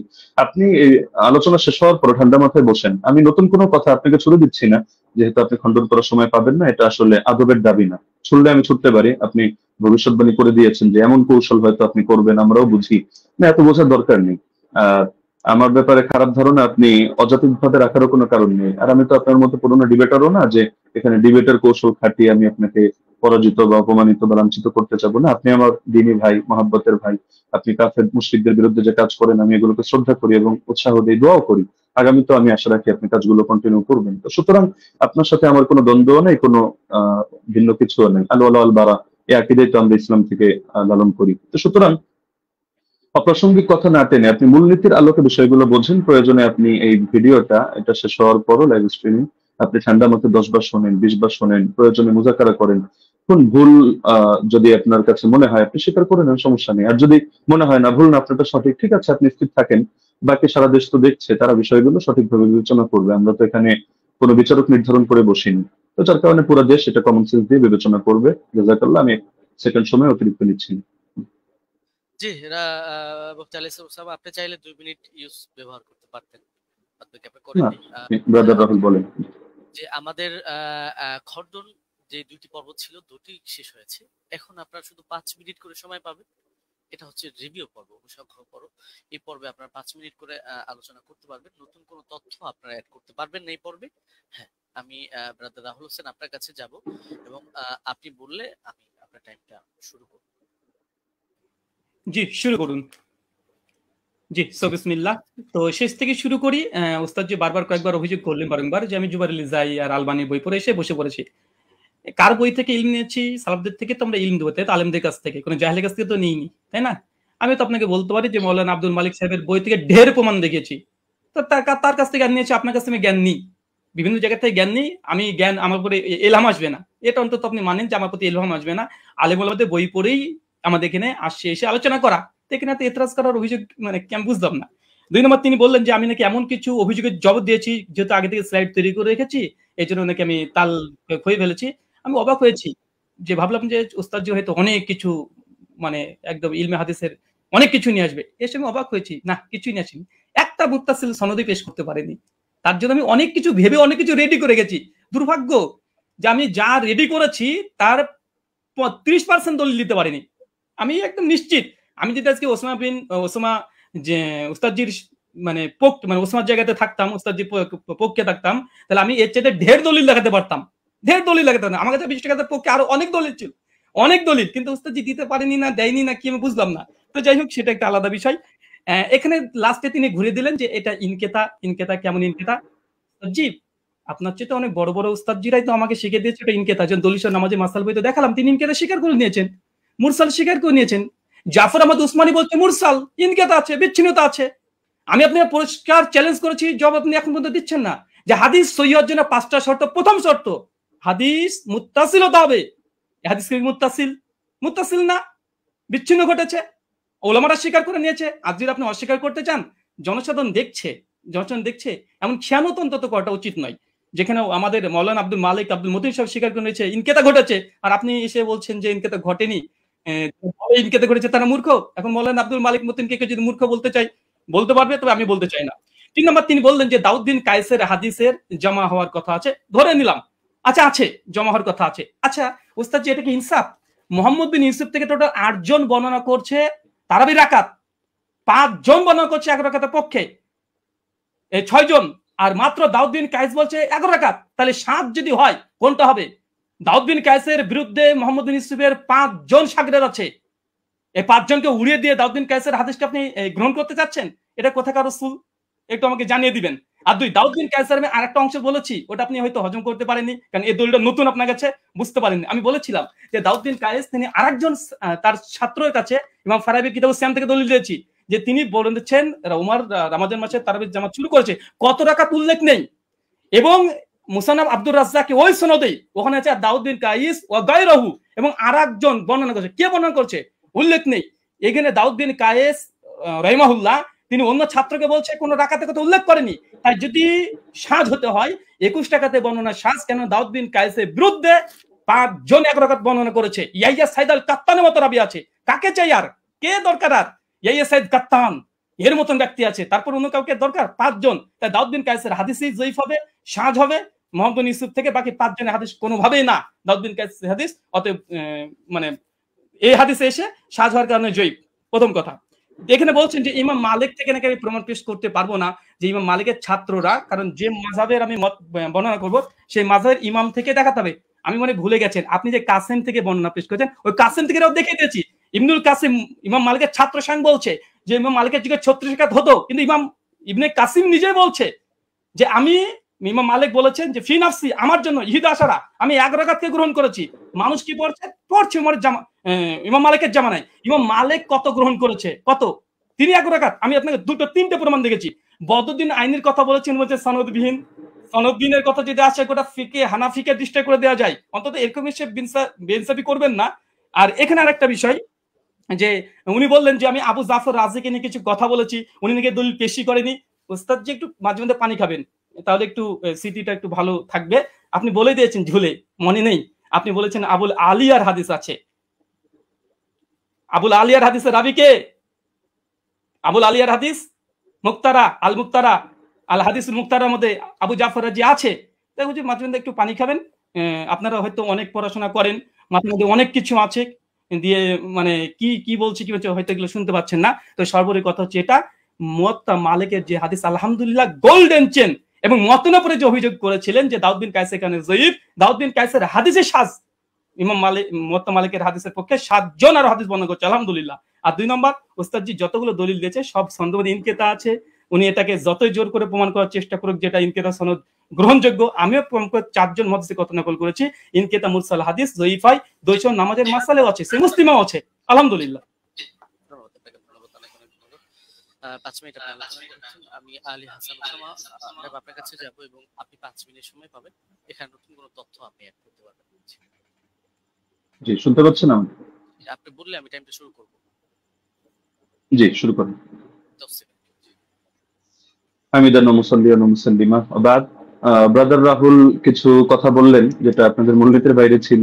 এটা তিনি বহুতবারই দিয়েছেন, আমি এটাগুলো এড়িয়ে গিয়েছি। লাস্ট এই পর্যায়ে আমি বলি যে তিনি বললেন যে আমার জায়গায় থাকলে আরো দলিলের ভান্ডার খুলে দিতেন। দলিলের ভান্ডার খোলার প্রয়োজন নেই তো। আমার সামনে যে নোট আছে আমি তো ঘোষণা দিয়েছি, দেখেছেন যে আমি বিষয়ে কিতাব রচনা করছি, শীঘ্রই বের হবে। তো সুতরাং দলিলের ভান্ডার না নিয়ে বসলে তো আর কিতাবের ঘোষণা অগ্রিম দেওয়ার কথা না।